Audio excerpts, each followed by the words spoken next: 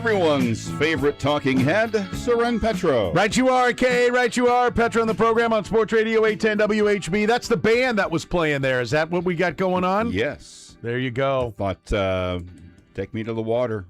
Jack Caglione. I Put saw a lot of baseballs in the drink. Who's the lead singer of Talking Heads? David Byrne. David Byrne. He's still out. Yep. Playing. He does a lot of stuff. He's fantastic live. Yeah, he's a talented guy. Yep. Turns out, talented guy. Kind of like that Lionel Messi. He's not talented guy. He's not bad. Is he got 2 goals today? Is that the deal? Or just 1? I saw the first one. Got 5 on a great in the World Cup. I don't know, this is just their second match, right? They wrapping up the Yeah, they're wrapping up the round 2. Yeah. I think. And so he's got 5 goals. 5 goals all time. World Cup goal scoring leader, Argentina. Takes down Austria 2-0. First one came off a wonderful pass, but obviously, I mean, it's like a one-timer in hockey. Yeah. He just, boom. Left foot drives it right past the keeper. He's clinical. It's crazy. Like, it is amazing how good he is. Just amazing. It is very impressive. It is the program here on Sports Radio 810 WHB. Thank you for joining us here on a Monday. Our thanks to our friends over at Nick and Jake's. That's where we were on Friday. And that was a lot of fun. Had a great time. Always love going over there. Great spot to go watch some World Cup. We were watching the U.S. Open. We had that going on as well. And to the chagrin, Danny was almost thrilled. What's Wyndham Clark almost spit the bit. Almost did it. That would have been a fantastic weekend for Daniel. Yes, would have been great. But alas, no, he comes through in the end. So there you have it. Sorry, Danny. Danny was really hoping. He said he's a kind of a jerk. That's what I hear. It seems to be. It's like kind of well known too. Yeah, it's not exactly a secret. Yeah. So, anyway.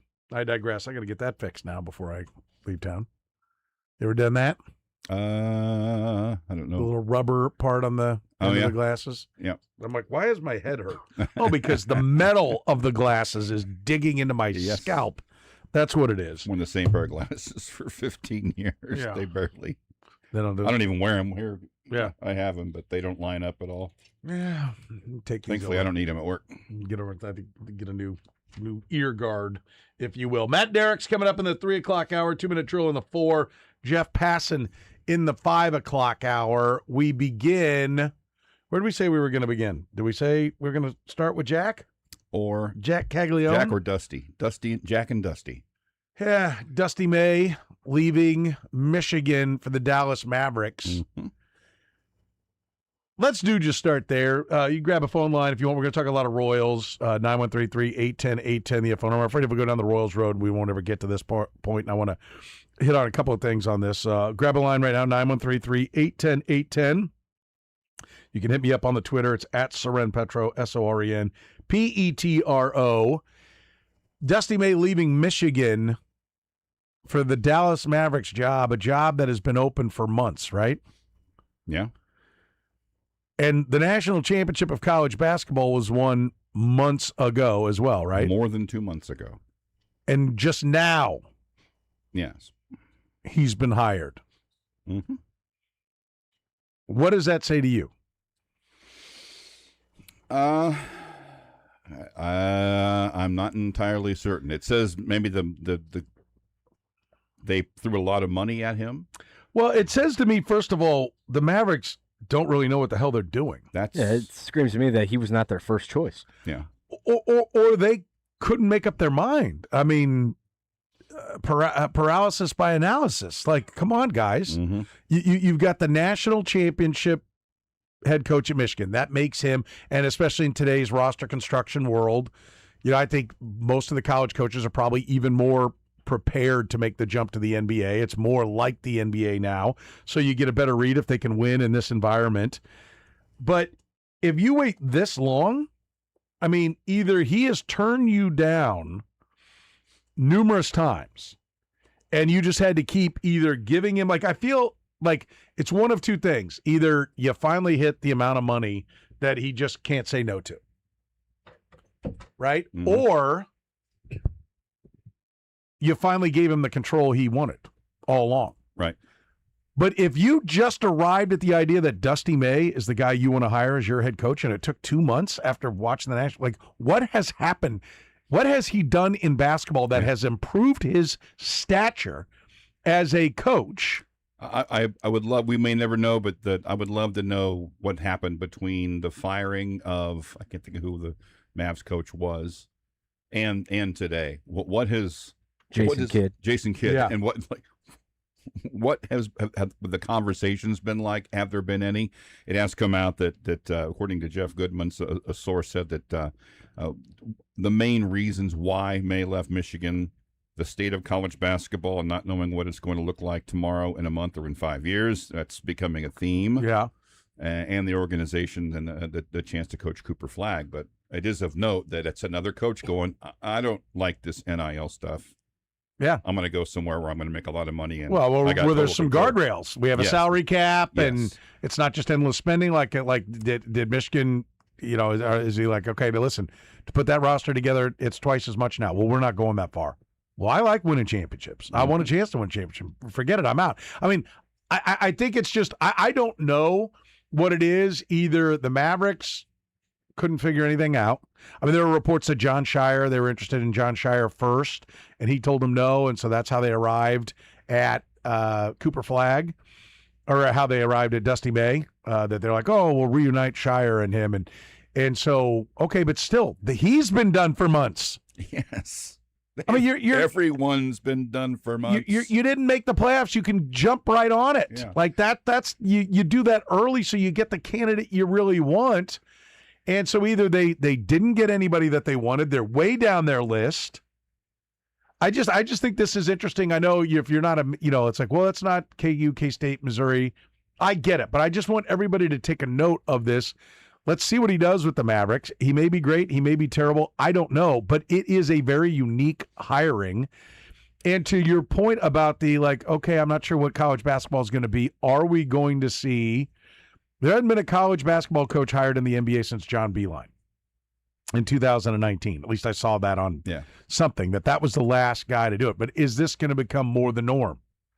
And, if you have a good college coach, are you now just like your players are the feeder system and you are truly the minor league for the NBA? Are your coaches going to be the minor leagues? Is this the minor leagues for them as well? So does anybody who gets a good coach, if Casey Alexander, right? That's his name at K-State, right? Yes. If Casey Alexander ends up being a stud and turns K-State into a Final Four team, and with it, he just barely loses to the eventual national champion that was 3 times the payroll or what have you, and he becomes the hot name.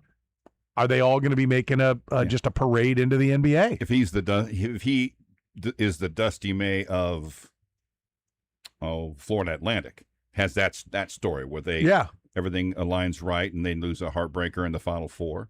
Yeah, is he the big guy? So and it says to me that if he's not sure about the landscape of college basketball and he's at Michigan, Yes. 60, I don't know how many students they got, but one of the biggest alumni bases out there, all of them with good gigs. Yeah. Right? I get Chris Kleiman at K-State. That's one thing. The defending champion at Michigan? And they got law school and medical school, so plenty, right? There's a Michigan medical school in there. I think. Google that. That's one of the underrated things to look at is do they have a medical school? Okay, so a lot of their alums are, doctors. So they, make a buck. Yeah. University of Michigan Medical School. That's what I thought. Highly ranked and heavily focused on research. Yeah. So, I mean, they've got not only tons and tons of alumni, but they all make a lot of money. If your coach just won a national title, again, at Michigan, and he's like, I'm not sure of the landscape. I'm not sure what it is either, but I'm pretty sure whatever it is, Michigan stands the best chance to be good. Mm-hmm. So, I mean, it may just be that's the lip service he's given. It's a convenient answer to put out there as opposed to saying dude, we've all got a price. Yeah. And they finally got mine. Well, when it first popped, my first question was, are we about to find out that Michigan's going to get hit with some massive violations or something? To which someone responded When was to me, the last time a Michigan athletic program was hit with any kind of scandal or violations?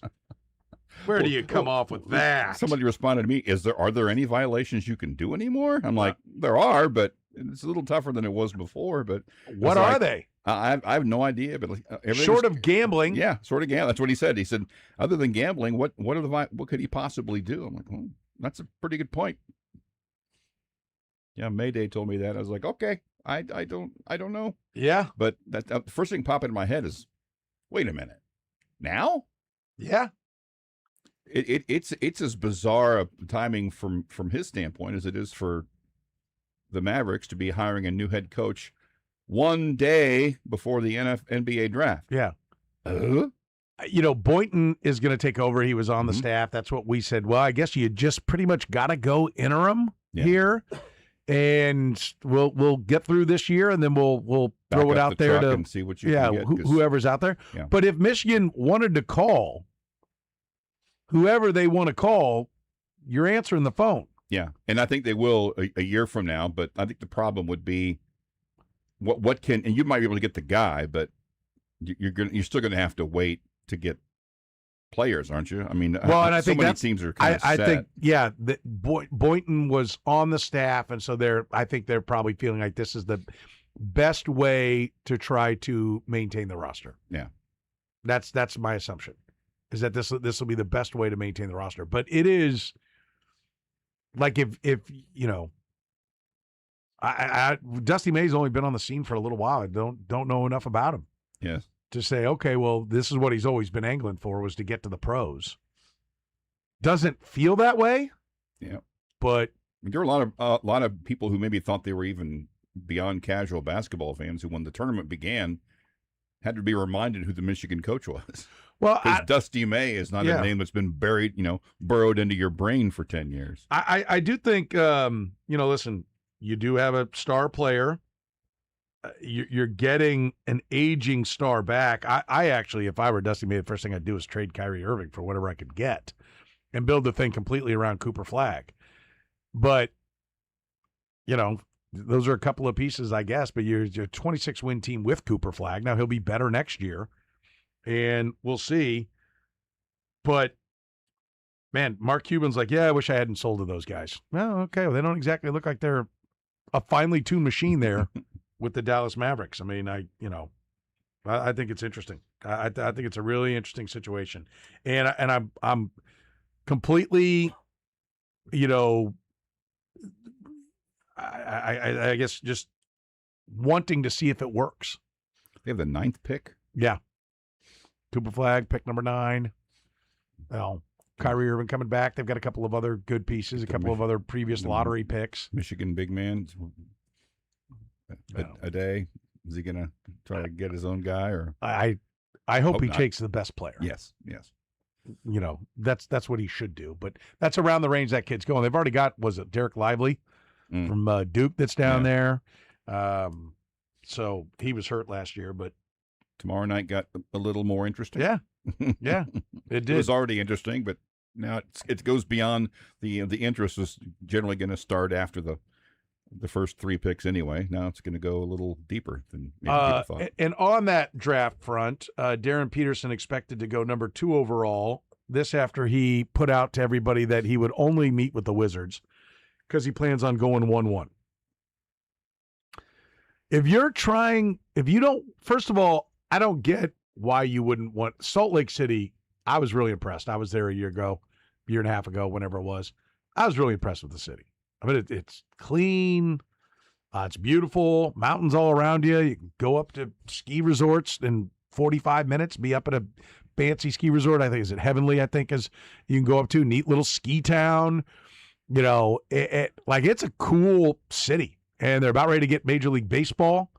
I'm going to build this huge deal, development, mixed-use development like everybody's got to have as part of their plan to get one of the baseball expansion teams. But if you are not wanting to go to Salt Lake City because you think it's like boring. Like, what does that say about the player? First of all, I don't know who wants to go to DC. Like, after you've seen the sights, does anybody like, you know what? I'm going to put down some roots here. No. Yeah. Nobody likes living in DC. Traffic sucks. You know, like everybody, like you go there to see all the historical things and then you get the hell out. So you're like, it's not like he's trying to engineer his way to New York or Miami, right? But he's engineering his way away from Salt Lake City. Does that sound like a guy who's really committed and focused on the basketball? No. It's like, no, that's too sleepy a town. I can't be there. Like, that's the last thing I want to hear. But if I'm the Jazz, I'm taking him, and I'll trade him, you know, if I think I can get it. It says he did? Okay. They just put out there he went ahead and met with the Jazz. Good. So good for him. So take all that. I mean, that's hot off the presses. Yeah, hot off the presses. But I honestly, I think still, probably the fact that he even I think the feedback that I'm giving right here is the feedback he got. He went, "Oh, I better go." Right.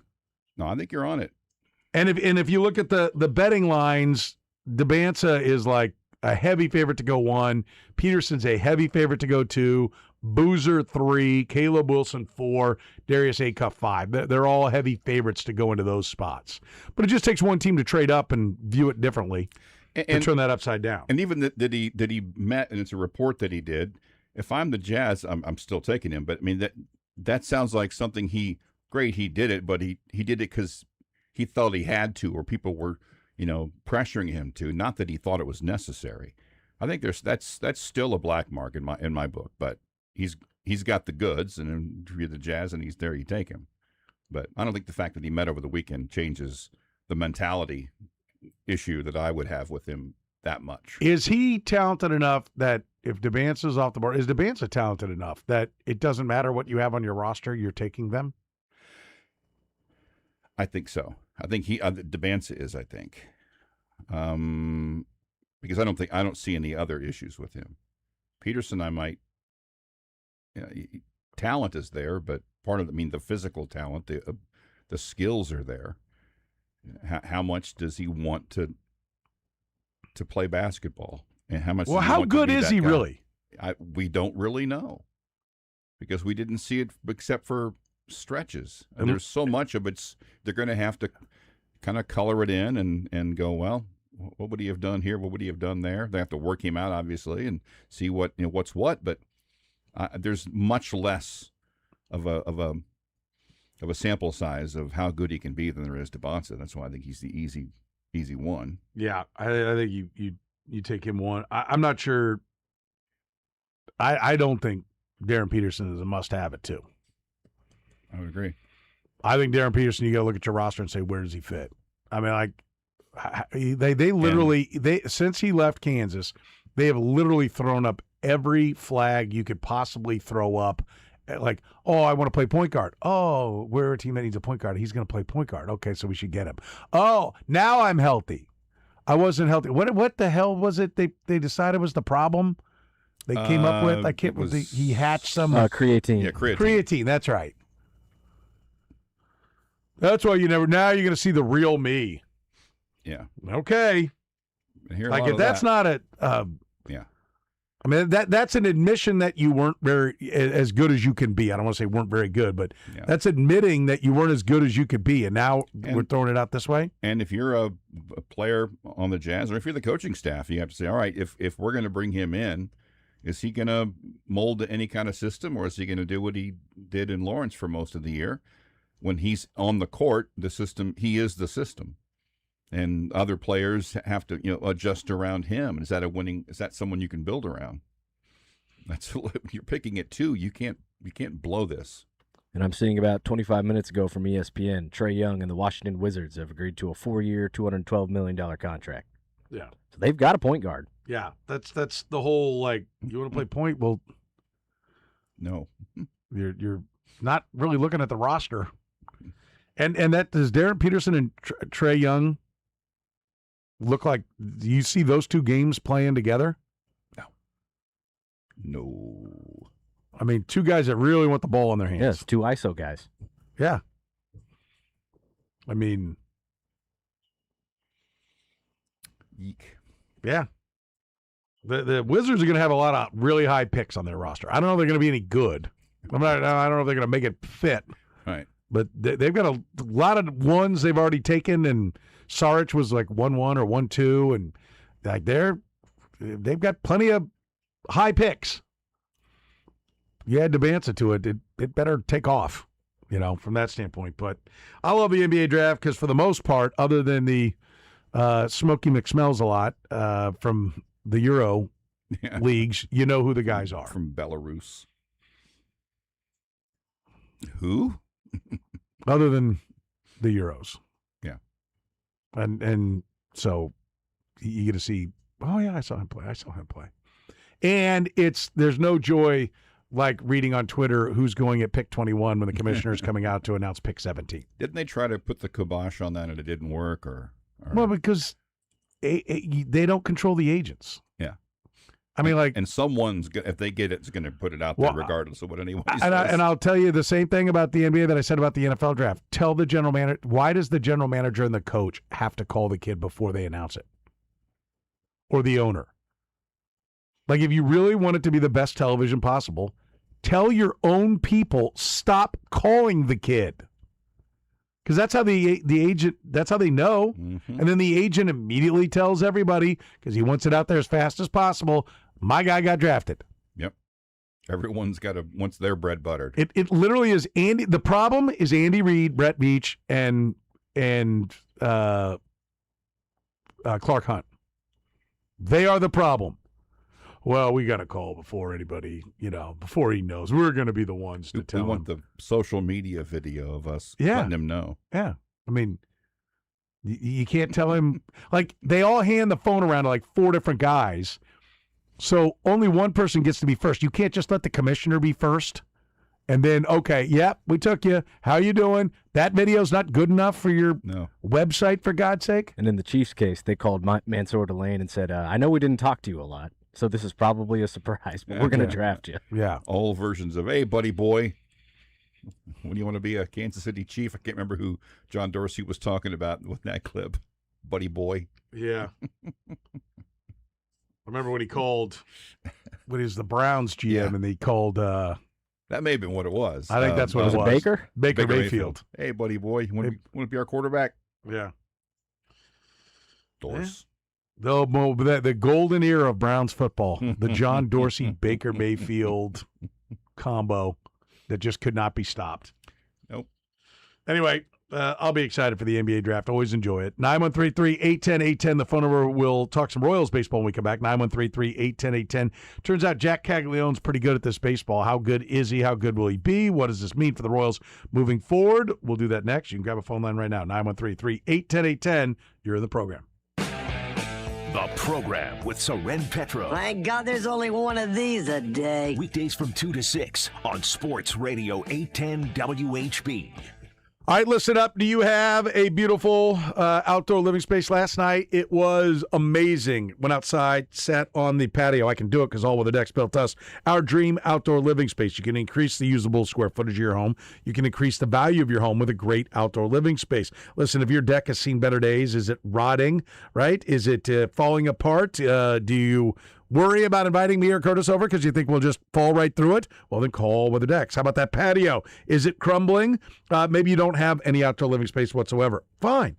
Even better, call Weather Decks today at 913-206-1974. Tell them you heard about it right here on Sports Radio 810. Tell them you want a great outdoor living space. And if you're not sure what you want, go to allweatherdecks.net. Photos of finished projects are a great place for you to get some ideas of what they can do. Patios, decks, screened-in porches, you name it. Outdoor kitchens, outdoor fireplaces, they do it all. We've been doing it for more than 15 years, locally owned and operated right here in Kansas City. They're only 6 or 7 weeks away from starting your project. So we got a beautiful weather day. I know there's not a lot of sunshine, but the temperature, you can't beat it. If you're not going to be able to enjoy dinner out on your screened-in porch and you've always wanted it, well, don't make it a dream. Make it a reality. Call All Weather Decks today at 913-206-1974. A-plus rating with the Better Business Bureau, starting it before anybody else, finishing it before anybody else, most importantly, building it better than anybody else. That's why you call All Weather Decks. Call 913-206-1974 or just get the free estimate started online at allweatherdecks.net and relax. Westwood One Sports presents this World Soccer Update sponsored by Prevagen. Final seconds in Group J, and Argentina is closing out a 2-0 lead over Austria, courtesy of 2 historic goals by Lionel Messi in Dallas. Messi overcame an early penalty miss to score in the 38th minute, and again, late in stoppage time, his 17th and 18th career World Cup goals, moving him past German legend Miroslav Klose for the most all-time in the Men's World Cup. Coming up at 5 p.m. Eastern, Group I action starts back up in Philadelphia. France facing Iraq. French superstar Kylian Mbappe looking to stay hot. He had 2 goals in the opening win against Senegal. He is only 3, now 4, back of Messi in his World Cup career with 14. France has the ability to punch its ticket to the knockout round with a win over Iraq. I'm Lucas Panzica, Westwood One Sports. Need parts fast? Need them now? O'Reilly is fast. Just one part that makes O'Reilly Auto Parts stand apart. Right now at your local O'Reilly Auto Parts, you can get 1 free set of brake pads when you buy 2 qualifying brake rotors. Ask the professional parts people about additional brake pad and rotor upgrade options available at O'Reilly Auto Parts. Restrictions apply. See store for details. O'Reilly Auto Parts.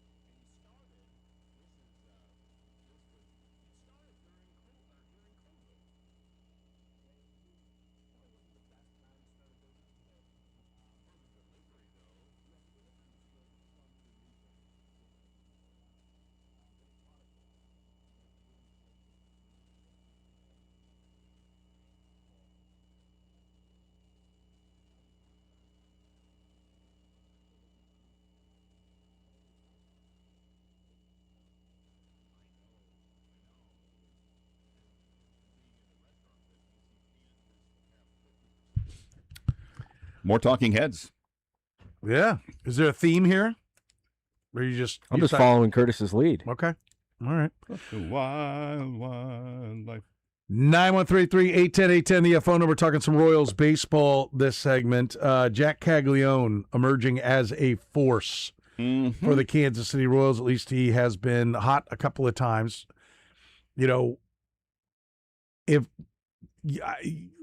Earlier, the last couple of years, we haven't really had to use the term, can you squint and see it? Mm-hmm. But when you're barreling towards 100 losses, like when you're flirting with being on pace for 100 losses, I think we can drag that phrase out. If Carter Jensen and when Caglione and Jensen homer in the same game, you don't have to squint at all. No. Like you can see getting there with Bobby Witt, Jack Caglione, Carter Jensen, Vinny Pasquantino, Michael Garcia. You're like, okay, that's a really good nucleus. I think until further notice, Salvador Perez is on the decline, and it's now the Salvador Perez Memorial Hall of Fame, attempt. Yeah, we're gonna carry Salvi to hang enough counting numbers to hopefully solidify his place for the Hall of Fame. But I don't see him as a core guy. But how much do we think Jack Caglione playing first base is a part of this? And what do we think the long-term future is with Jack Caglione and Vinny Pasquantino? Like I am adamant that they have 2 catchers, 2 shortstops, and 2 first basemen. Now you can play the one shortstop, Michael Garcia at third, and he gives you Gold Glove third base. He doesn't give you a premium third base bat, though. So that's great. You've got great defense. Super. And you can play Vinny and Carter Jensen behind the dish, and you get really good production from the catcher spot. Somebody's got a DH. And I do not think the next time the Royals are holding up an American League championship trophy, I don't think Jack Caglione has an outfielder's glove on. Agreed. I mean, I don't see where they have had such problems finding one outfielder, let alone finding 2 really good defenders that also are real bats to stick in the outfield to justify the lack of ground that's covered by Jack Caglione. Yeah. He's a lot of people like the arm, but you got to get to the ball first. And the more we've seen him out there, the more we've seen the holes in just going to get the ball. Yeah. And his judgment. And there's a spot that he clearly is comfortable with. I mean, his offense does not shrink at all when he went from right field to first base on a regular basis. That's his spot. I mean, it's that they need to move on, and from now on, Jack Caglione is your first baseman. Well, I don't think there's any reason. First of all, Salvador Perez is not hitting well enough for you to say we're going to move Jack Caglione, or even take Lane Thomas out of the field. Right? I mean, I can't stress how frustrating it was to see Salvador Perez playing first base and Jack Caglione in right field. Just want to drive off a side of the road. I mean, I do think that this will be the second off season that they'll head into when this year is over. The second off season, and really even the second trade deadline, because he was tearing it up in the minors last year. You're supposed to know what you've got more than anybody else. And if you're of the opinion, if you saw this coming, no, we believe in Jack Caglione, and everyone I talked to, when we talked to J.J. Piccolo, there was no lack of confidence in, even with last year. Yes, there were things they wanted to deal with. Yes, they worried about him, seeing the numbers be down and everything. But I said, so is there any scenario where this doesn't work? And I was told, no, there's too much talent there. Yeah. Is he going to be a superstar? Is he going to be a 425 on base guy because the power's so feared and all that? To be determined. But I said, is there any scenario? And then, no, he's got the talent. So they always had that confidence. So this will be the second. Now, again, he hadn't gotten up to the big leagues yet, but it'll be the second trade deadline. And then will come the second off season that you've gone into with a player that you felt good about drafting, has put up big numbers in the minors, and now is putting up, I know he hadn't put up real numbers in the big leagues when you got to the trade deadline last year or the offseason, but now he has. Can you really go past the trade deadline and an offseason and come back and go to Arizona and have Jack Caglione playing right field? No. Nope. It's time to start that era. And if he looks like a different hitter than he was a year ago, it's because he is. It isn't just that things are happening. I was there on June 9th when he hit the 2 homers, 2 bombs, 420 and then 430 against the Rangers. And it was 6 days after the 1-year anniversary of his debut. And so I asked Mac Quatraro and I asked Vinny Pasquantino and Jack Caglione, how is he a different hitter than a year ago? And there were variations, but it was the same theme, and it was the mentality. Mac Quatraro said he's done a better job at controlling his adrenaline in the batter's box and not getting too pumped up. Vinny said he's taken some weight off of his own shoulders and he's not trying to prove himself. He wasn't trying to keep up with other great hitters, particularly Nick Kurtz, who he didn't mention by name, but talked about a guy who's hitting at a minor league ballpark. Right. And Caglione said that he was in a better headspace, and that's all coming to fruition. And we've seen the on base rise throughout this year, and we figured the power would follow, and now it has. And he seems to be going to the plate thinking about baseball and not thinking about, oh my gosh, am I going to be able to get a hit here? And he seems to have an idea what he's going to do, what they're going to do against him, how to counter it. He's laying off pitches he used to hack and miss at. He's taking pitches he used to spit on and driving them on the outside pitch. And he's not only swinging that, he's driving it out of the park 400 feet away. And it seems like it's a lot easier for him now mentally. And it's one thing to have a nice stretch in his last 32 games. 319, 397, 569, 966. Unfortunately, the Royals are 11-21 on that stretch. But if you take the season as a whole, that's starting to look good now. He's now 41st in baseball, qualifying hitters in OPS. So that's top. That's pretty good. And if you look at guys just under the age of 25 or 24, he's fourth. Nick Kurtz, James Wood, Junior Caminero, Jack Caglione. Those are the 4 best hitters in OPS in baseball under the age of 24. Put PCA in there if you say 25, 24 or younger. Pete Crow Armstrong's in there, but 4 among guys who are 23. It isn't just the stretch. The stretch is now becoming the season. So if he's that good, what do you actually buy?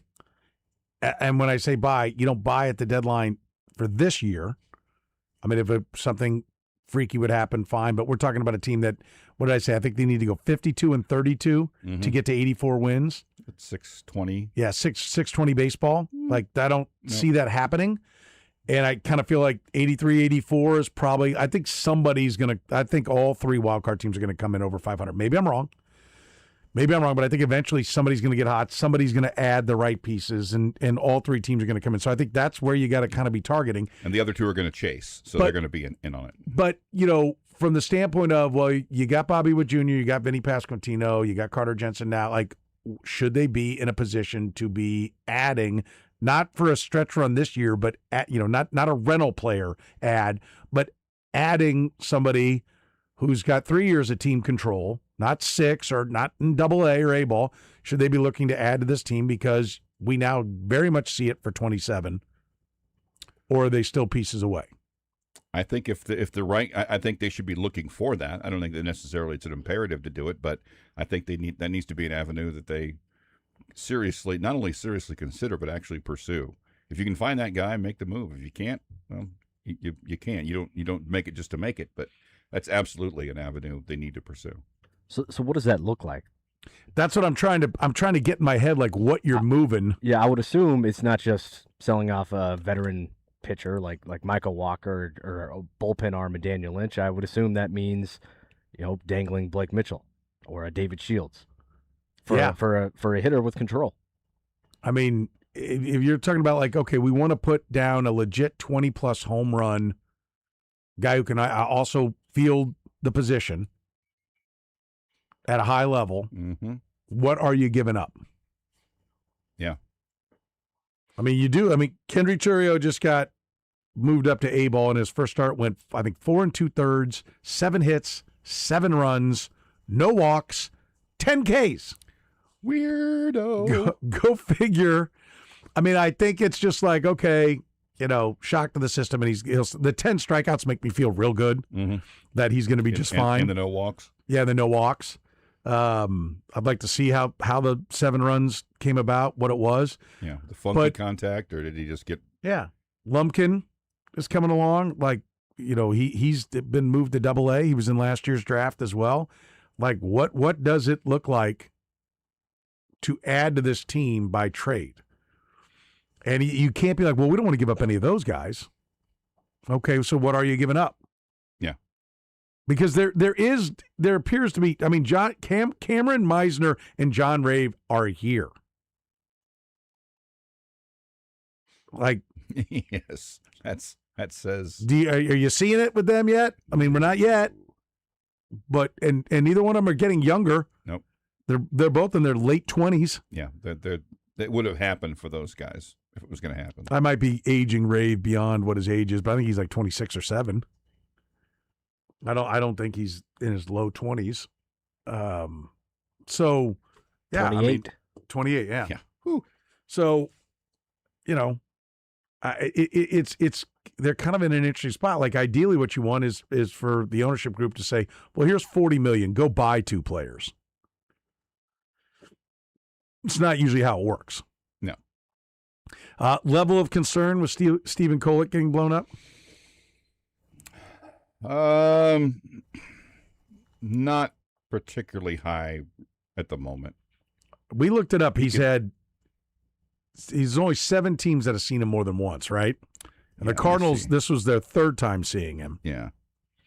I'm not ready to be like anchor of the rotation, not like the top of the rotation, but like here's a 150-plus inning guy for the next 5 years for this team. I'm not there yet. Mm-hmm. I'm headed down the road, but I'm not there yet. So I am a little bit more concerned with him kind of getting blown up. But just because we haven't seen enough starts that I wonder, is it a little bit of everybody getting another look at him? But always something to look at, because whenever a guy jumps out and you get some unexpected success without a lot of, you wonder about we call it the Bobby Keppel factor. Mm-hmm. How much his team start seeing a second and third time, can they? Because that's going to happen, and just because a team maybe their second or third time catches up and he gets beaten up a little bit, that's not necessarily the death sentence. Because that's just one more adjustment he now has to make. And then if you get beaten by a team once on your second or third outing against them, what do you do the 4th time and the 5th time? Do you adjust? If you can't, then you're toast. If you can, it'll end up being probably a plus that some teams, to a degree, it minimizes a negative at least, by getting beat up by teams. Can you make that second adjustment? Because no one comes up and it's just, all right, I got this. Pew. Well, and I had, especially when at that age, I don't know, it was soccer or there was really, if you're a racing fan, which I know there's not a ton of us, but did you see, by the way, NASCAR ran at the Top Gun? I wore my Top Gun T-shirt today. I heard of it. They ran at the what's that bay? Naval base. It's not is that the top? Yeah, well, they call it the birth of naval aviation. Yeah. So it is. I think it is. I thought the Top Gun base was maybe a little bit further away. Miramar, is that what they call it? And this was the one that's on, like, if you go to San Diego and you look across the water. Coronado, that's where they were. Coronado. They ran a race on the base. Wow. One of the grandstands was on the carrier. I forget which one is parked there right now, but and they had a bunch of the sailors sitting on the grandstands on the flight deck of the carrier, and they did the pre-race like the pregame show from the flight deck of the carrier. The Carl Vinson. Yeah, well, that's it. Racers past the USS Carl Vinson. Yeah, That's the sight lines look really cool. it was And particularly bright, very cool. Bright sun, as it always is in San Diego. Seemingly. It was very cool, and all Wow. the shots going to and from commercial yeah. was great. That looks amazing. It was spectacular. Anyway, I think I had the sound up on that, but at one point they brought the trainer out to look at Kolek, right? Didn't Salvi call the trainer out? Yeah, and Matt Quattraro actually, there's an answer to that. If you want to listen to which one is it? Whatever one. I think if it's 3. There's only one from Q on. We'll peek behind the curtains on Kolek. Kolek, Canada, and so no. Kolek was. Is it 3 or is it 4? I think 4 it's 4. is Q. 4 is Q. Yeah, Yeah, I think Q, you got the 'cause same. He talks about the thing, and then he's asked what Salvi said when he. Give me 4, Kyle. Is that? Make sure that's Cotrero because Curtis has got the wrong label on. I don't think he finished labeling it, but Oh, I didn't. Yeah, it should be 4 because I went. okay. Here's Cotrero when asked about what was going on there. Yeah, not his best. Clearly, he didn't have feel for his command. You hope after he gets through the first that you can settle in and get a few innings so you don't have to go through the whole bullpen, but it just wasn't working for him today. What did Salvi alert you to in the first? He said he just thought he didn't know, he didn't like the way the ball was coming out of his hand. He was worried he was injured, but he said he felt great.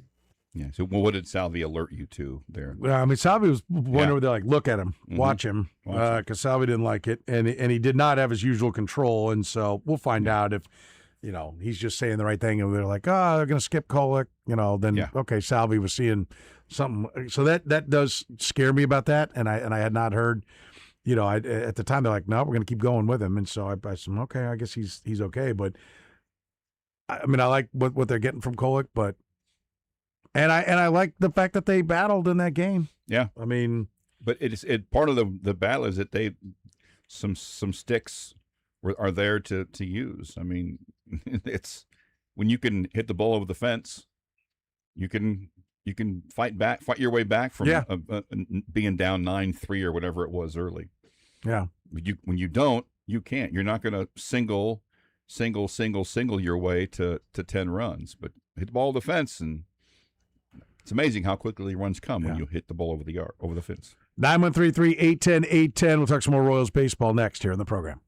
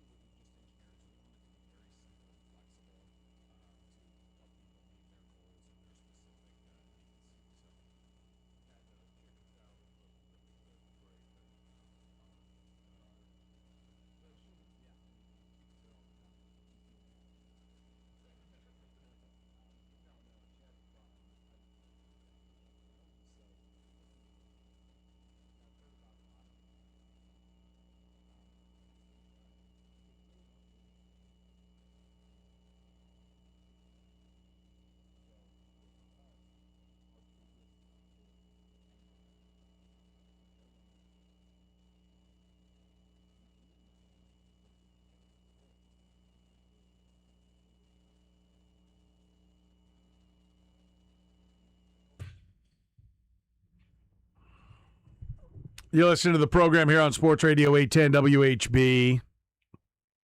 We'll talk a little World Cup soccer later on. I'm enjoying looking at all the possible future matches. Same. We've got a couple of sites that we think are pretty good as far as figuring out who the U.S. would likely see. Talking some Royals baseball right now. Jack Caglione emerging as a, dare we say it, star? I think so. I mean, it's one of those things where I look at, I've said this a number of times, if greatness was expected of someone, if they have the profile of it, I feel a lot better about when you see something happen. If Jack Caglione was doing stuff, what he was doing now, and he was a 30th round pick, I don't know. But you go 6 overall, and this is the stuff he was doing in the minor leagues, driving the ball, I feel pretty good that this is going to be maybe not 966, but what I think is impressive is he's had a number of them where it looks like they're trying to jam him, and he's still getting the bat around. He's not extending the arms all the way, and he's still no doubters. Yes. The way he drives that ball, that away ball out, you're like, oh, good Lord. Just easy power. Yeah, it is. Very repeatable. Not a lot of moving parts. Just swings through the ball. It looks a lot better now if they can just find a couple of outfielders that can hit and field. Right? Mm-hmm. That would make things go a lot better. Be very nice. All right, we'll take a break. We come back. We'll talk some Chiefs football. Matt Derrick from Chiefs Digest will join us. We'll start looking ahead to Chiefs training camp with the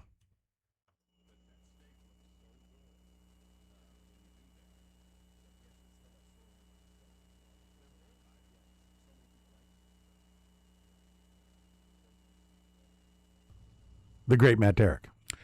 All right, before Dusty May, who was the last NCAA championship winning head coach to take an NBA job the very next season? Brought to you by Twin Peaks.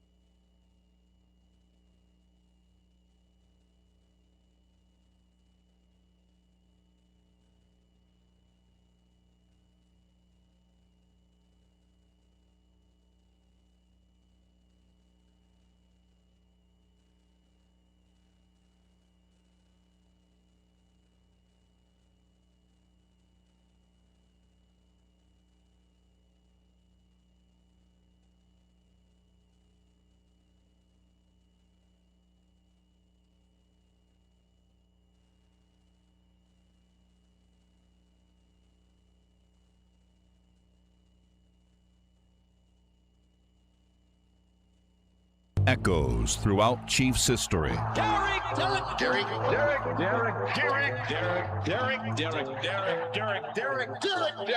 He also has a name that does not. Matt. He's Matt Derrick of Chiefs Digest on the program. Hour number 2 of the program begins right now. We talk some Chiefs football with Matt Derrick. He's brought to you by our friends at Gann Asphalt and Concrete, Kansas City's best when it comes to your parking lot. One contractor, all things parking lot. If your property needs asphalt or concrete work, Gann Asphalt and Concrete's ready to help. Parking lots, drive lanes, sidewalks, curbs, patching, seal coating, crack filling, and repairs. Their experienced crews handle projects of all sizes throughout Kansas City. Go online and learn more right now. Request a free estimate at GannAsphalt.com. That's GannAsphalt.com. One contractor, all things parking lot, Gann Asphalt and Concrete. Matt, how are you, buddy?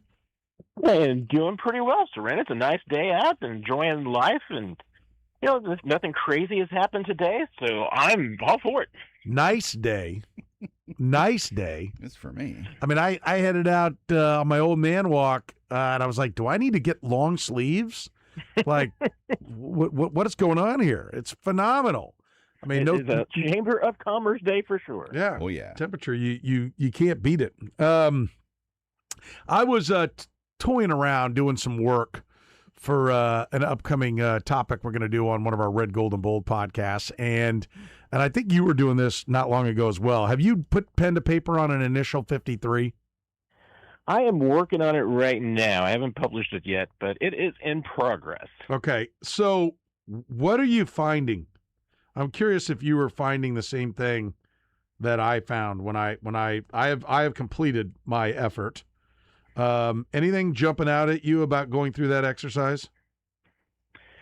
I mean, to me, at least right now, is that I don't feel like that there's a lot of things up for grabs on this team. I mean, I feel like it's mostly set, and some of the things that you're going to be, if you're looking at the last spots on this roster, I mean, it's going to be some, pretty young guys fighting for those spots. I mean, it's not. I don't necessarily sense like there's going to be a lot of veterans that are going to be cut. There's going to be a couple of questions here and there, and maybe some recent acquisitions that won't work out. You never know, but I just feel like that this roster to me might be more settled than it has been in years past. But I don't know if that's what you're going for, but that's the way I'm kind of seeing it right now, and I don't know if that's a good thing or not.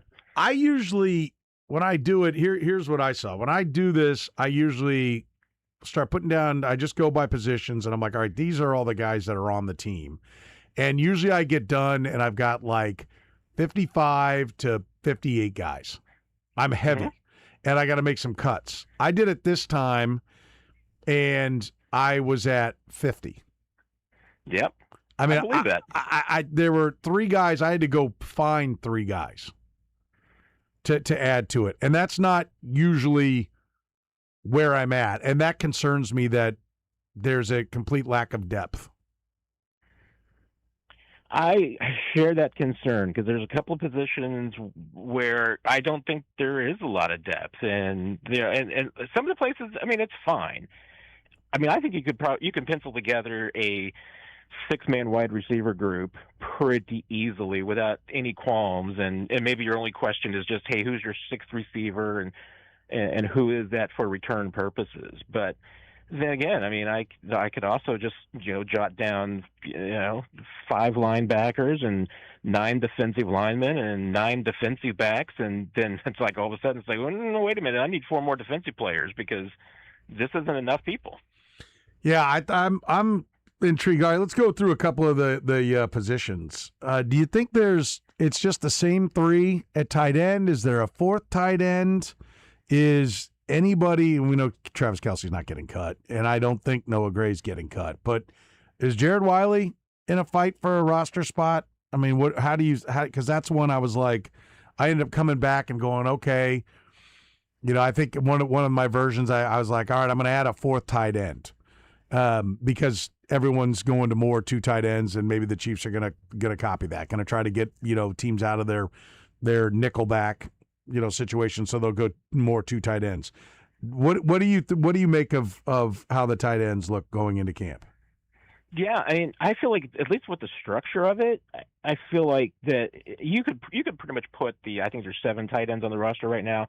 You could put the 7 tight ends in order, and there might not be any dispute with anybody. I mean, the only 3 that there might be some argument is and the Jared Wiley, Jake Breeningstool, Trey Watson kind of group.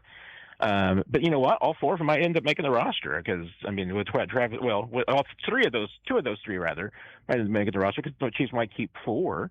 But again, I mean, there's no competition really for 1 or 2. I don't know if it's going to, the distinction between 3 and 4 is going to end up making a huge difference, and maybe they do only keep 3. But at this point, nobody's really. That's the bigger problem is that nobody's really stands out. I mean, no one in that group is like, okay, well, this is clear cut number 3. And I saw a ranking today of some of the Chiefs position groups, and I saw someone had the Chiefs tight end group that ranked as like the 3rd strongest position on the team, and I'm just like, I don't see that. I mean, I would have this group maybe ranked at the bottom right now, and that's despite the fact that it has Travis Kelce in it. Because I just don't know if anybody else in this group has proven anything. Jared Wiley hasn't really done anything yet to this point in his career. Jake Breeningstool hasn't done anything. Trey Watson, I mean, honestly, I thought had the best offseason of anybody of these 3, but again, was inconsistent. I mean, yeah, I think it's entirely possible that there's still a tight end that makes the team that's not on the roster right now, and that's not a great sign. Wow, that's that's interesting that you say that because we've talked for a long time that where you want to get to when you take over a franchise and you're building it is, we go back to 2013 and they had the what do they call them, the Orphan 4 or whatever. Mitch Holthus coined some term. 7. It was the something 7. Yeah, where they had signed all these guys. Signed all these guys that were cuts, and one of them was a safety that hung around here for a long time. Anyway, was Ron Parker, right? Yeah.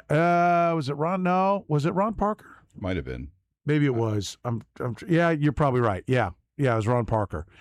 But I was like, listen, that's not the plan. Okay, the plan is you're cutting guys that are making other teams' rosters, right? You don't want to be like, oh, that guy who was cut over there is better than what we got on our roster. That's not the spot you want to be in. But it does feel like they might be there this year, to your point about a tight end maybe coming from someplace that, is not already here that ends up making this roster. And I think that will be a little bit of an indictment about where they are. I mean, if Travis Kelce goes down, I mean, Rashee Rice and Xavier Worthy have to take giant leaps forward. Yeah. And and remember, this is the West Coast offense. This is Andy Reid. Andy Reid's offense runs through the tight end.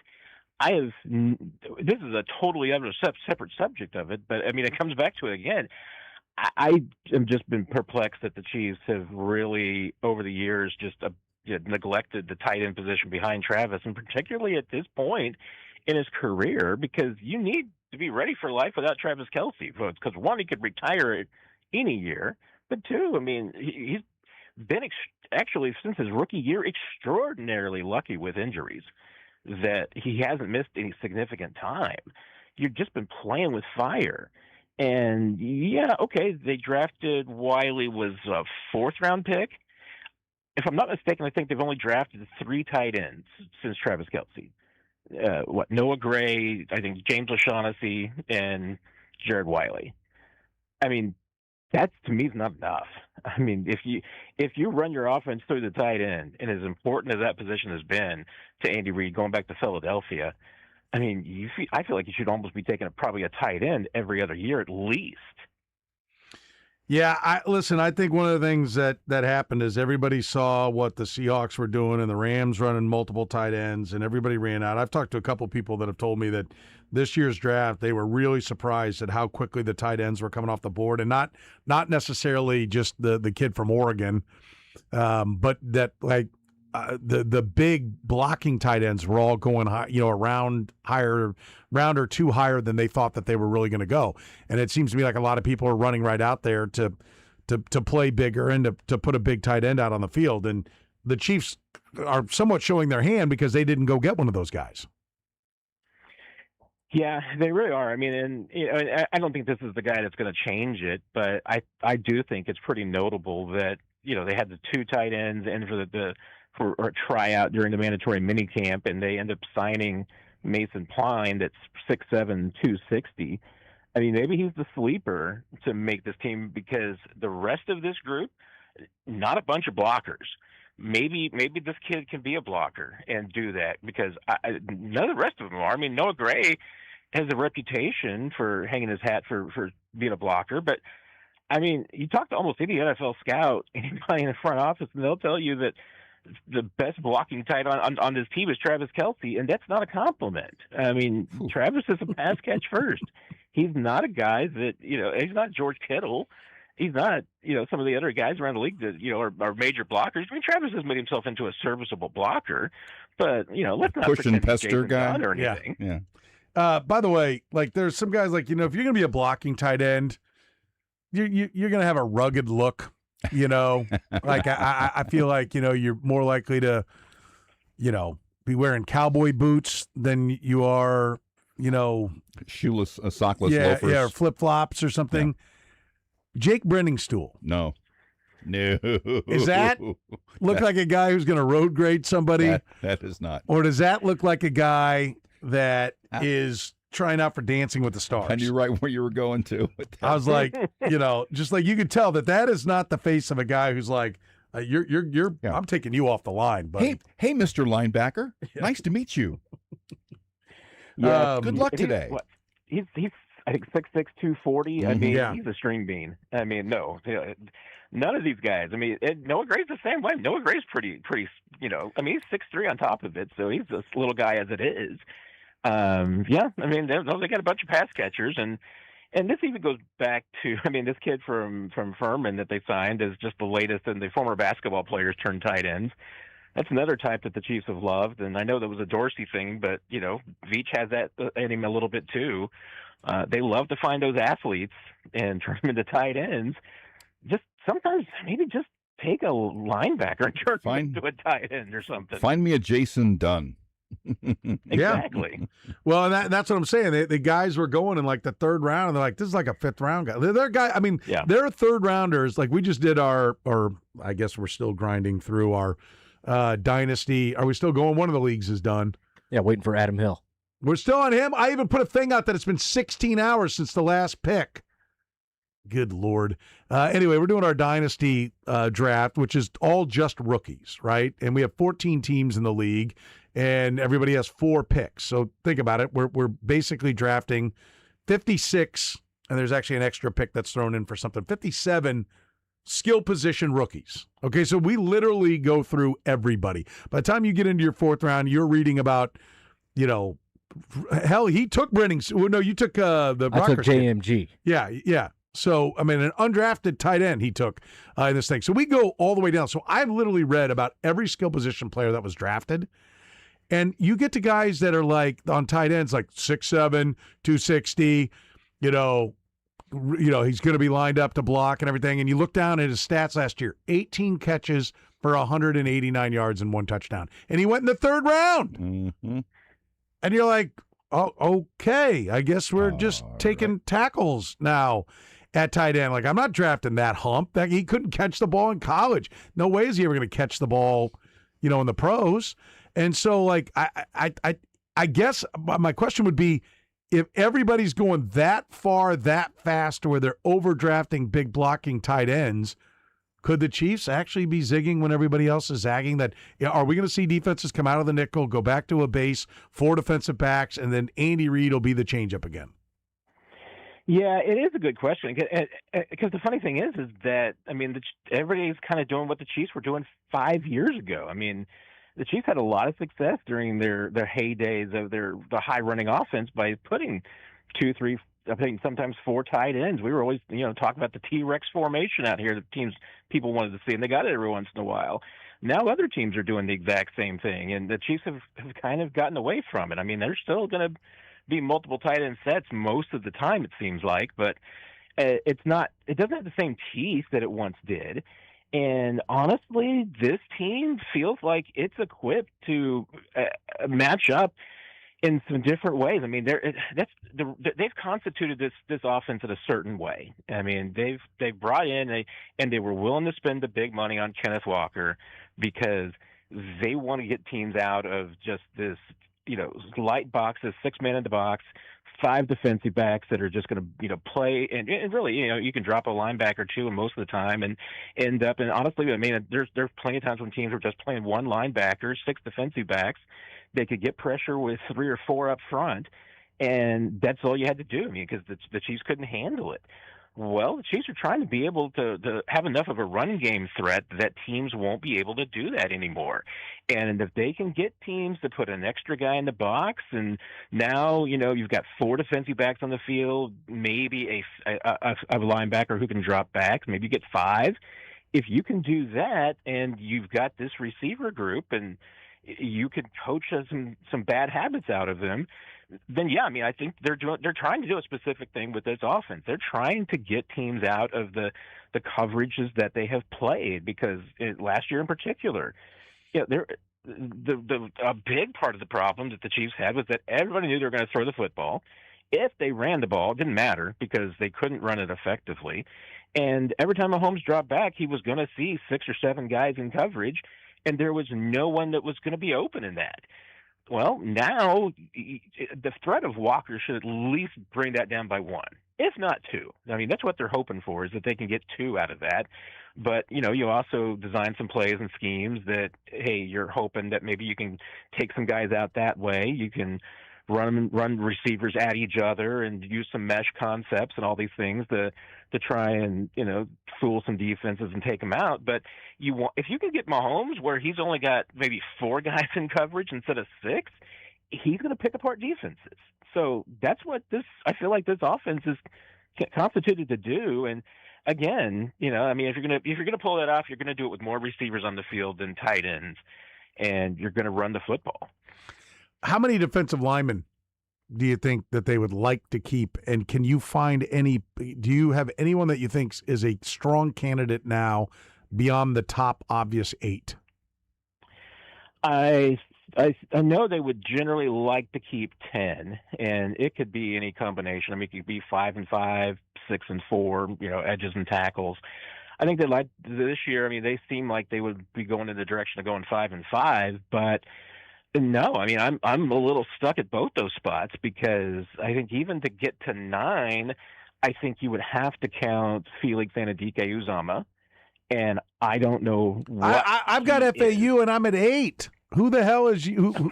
Who's 9 for you? I mean, George Karlaftis, Chris Jones, Tonga, FAU, R. Mason Thomas, Peter Woods, Omar Norman Lott, Ashton Gelati, and who else?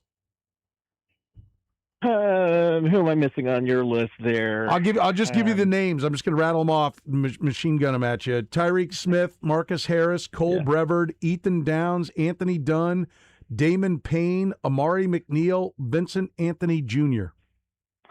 Yeah, I probably have Ethan Downs already penciled in there, so maybe I was thinking he would be the 10th, but maybe he's the 9th on my list.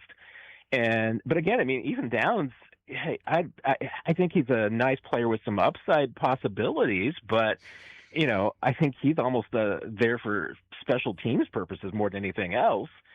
They're at least one body still short on the defensive line. I mean, and if any of these guys do make the team, I mean, I don't think they're going to be impact players. They're just there for depth, and I don't know that they're really good depth. They're just there. They needed 4 or 5 new guys on the defensive line, and they've only added 3.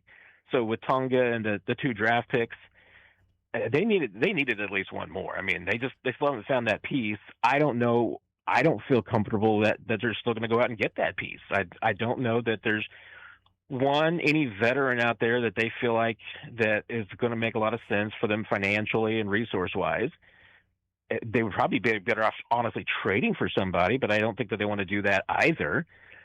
So no, I actually like the defensive line. I think it's I do think that those 8 guys are way better than the 8 they had last year, particularly once Omar Norman Lott went down. I definitely think this is not to say that they haven't done a good job. I think they've done a really nice job. I'm just like, you're going to lose a couple of those guys along the way. And, if you get to a spot where, even Malik Herring, was a guy that you're like, there's something there. I mean, like, literally, I needed a program to figure out who the hell all these guys are. I mean, there is, it's a bunch of guys that have bounced. There's a bunch of college free agents. 1, 2, 3, 4, 5 college free agents, and one guy who's bounced from a practice squad of Jacksonville, who you mentioned, Ethan Downs, and the other 2 guys have been on like 4 different practice squads.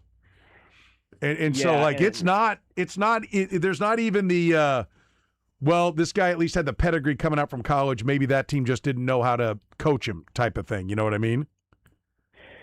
Yeah, and I'm the same way on some of these guys like Tyreek Smith, who's been around. I mean, that guy I feel like is a facilitator. I mean, I think what the Chiefs are planning on doing, and the number of undrafted free agents that they signed this year, I think, is indicative of that. Is that they would rather have in those last maybe 5 spots on the roster, they would rather have be undrafted rookies, hungry guys, than some journeymen who've just kicked around for a while and are, like I said, facilitators. They're just out there to fill some snaps. They would rather have some guys that are going to light their hair on fire, even if they're not the best players. They'd rather have somebody that's going to just try hard and be a ready out there. That's where they're going. But again, you come back to even with the 8 that you've got on the defensive line, you don't know. I mean, Omar Norman-Lott has not been on the field yet this year. You don't know if he's ready to go and where he's going to be at in week 1. I mean, Felix Anudike-Uzomah has been out there, but we haven't seen enough of him in the last 3 years to really know what he's going to be, next. And honestly, I mean, that's a guy that I still think that feel like could be traded. It would be kind of a Wanye Morris kind of a trade. You're not going to get necessarily extra picks. I mean, I think about the best you could do is maybe just upgrade a pick.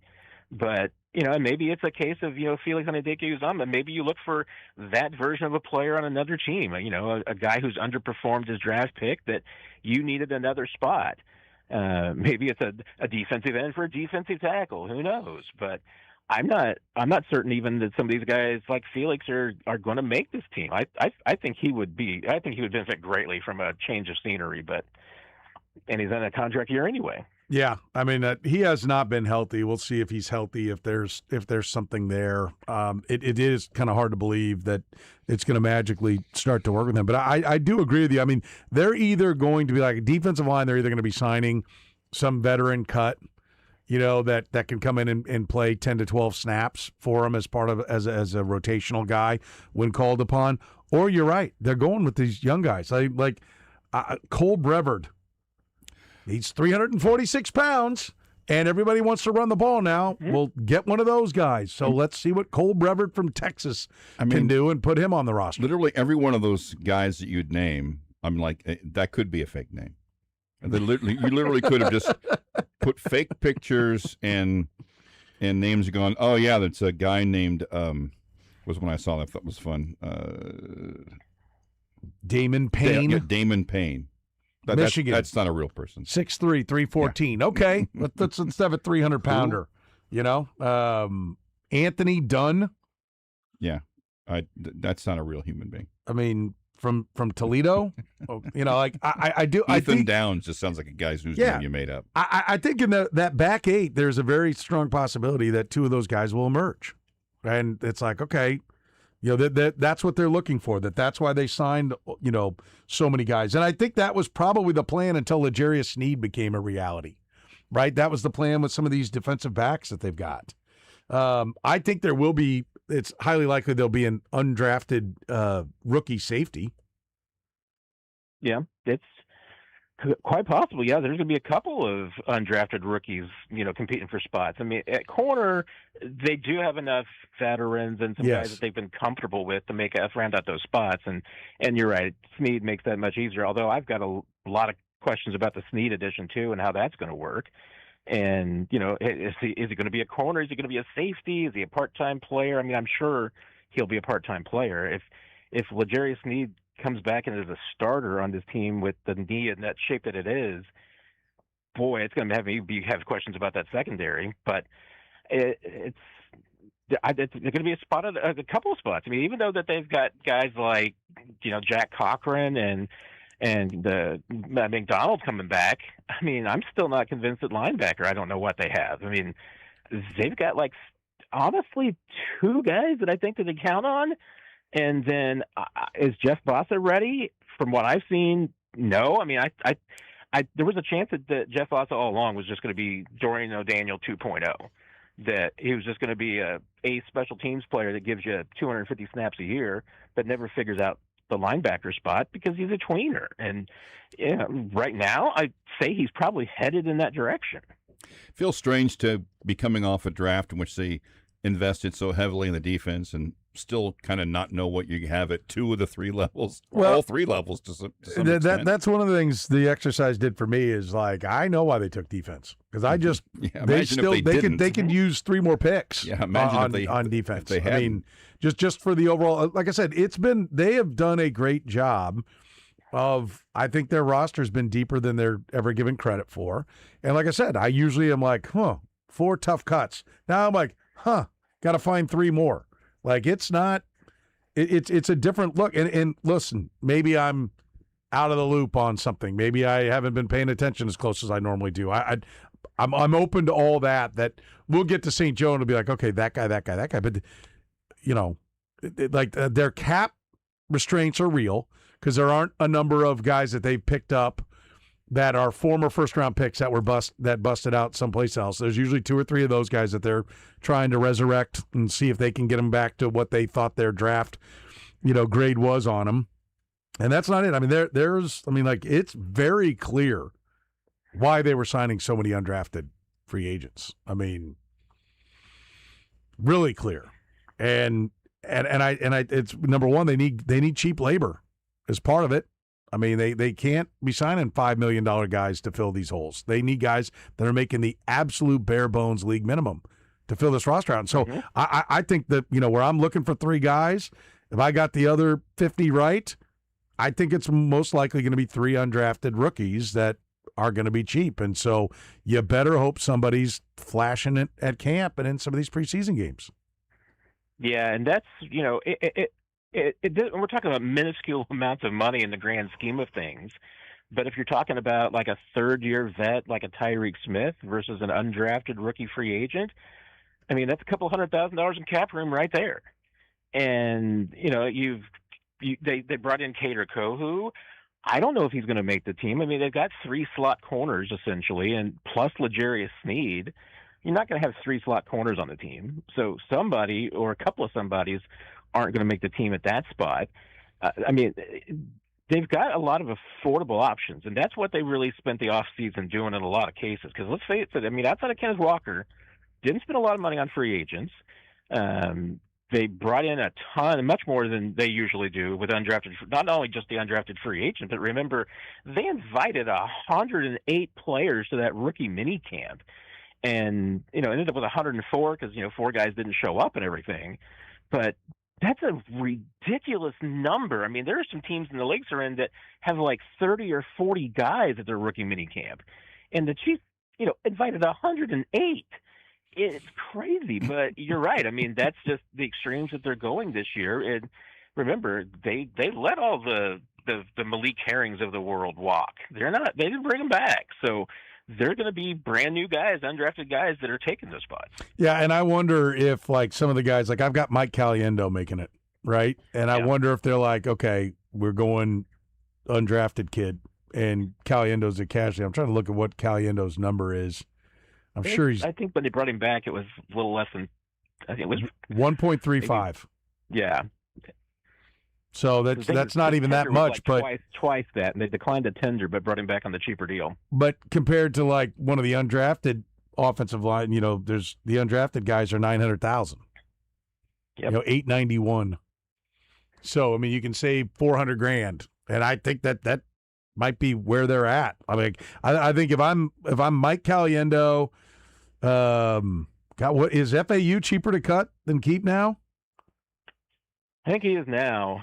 Yeah, you get a little bit of a savings there. Yeah, there's one. You can save 1.4. No, I'm sorry. You can save 2 plus. Cutting him. There's 1.4 dead and about 3.8 So he's about $2.4 million in savings if you'd walk away. Like that's if you're anybody down towards the bottom end of the depth chart, and you think you got a spot on here, I don't think you do.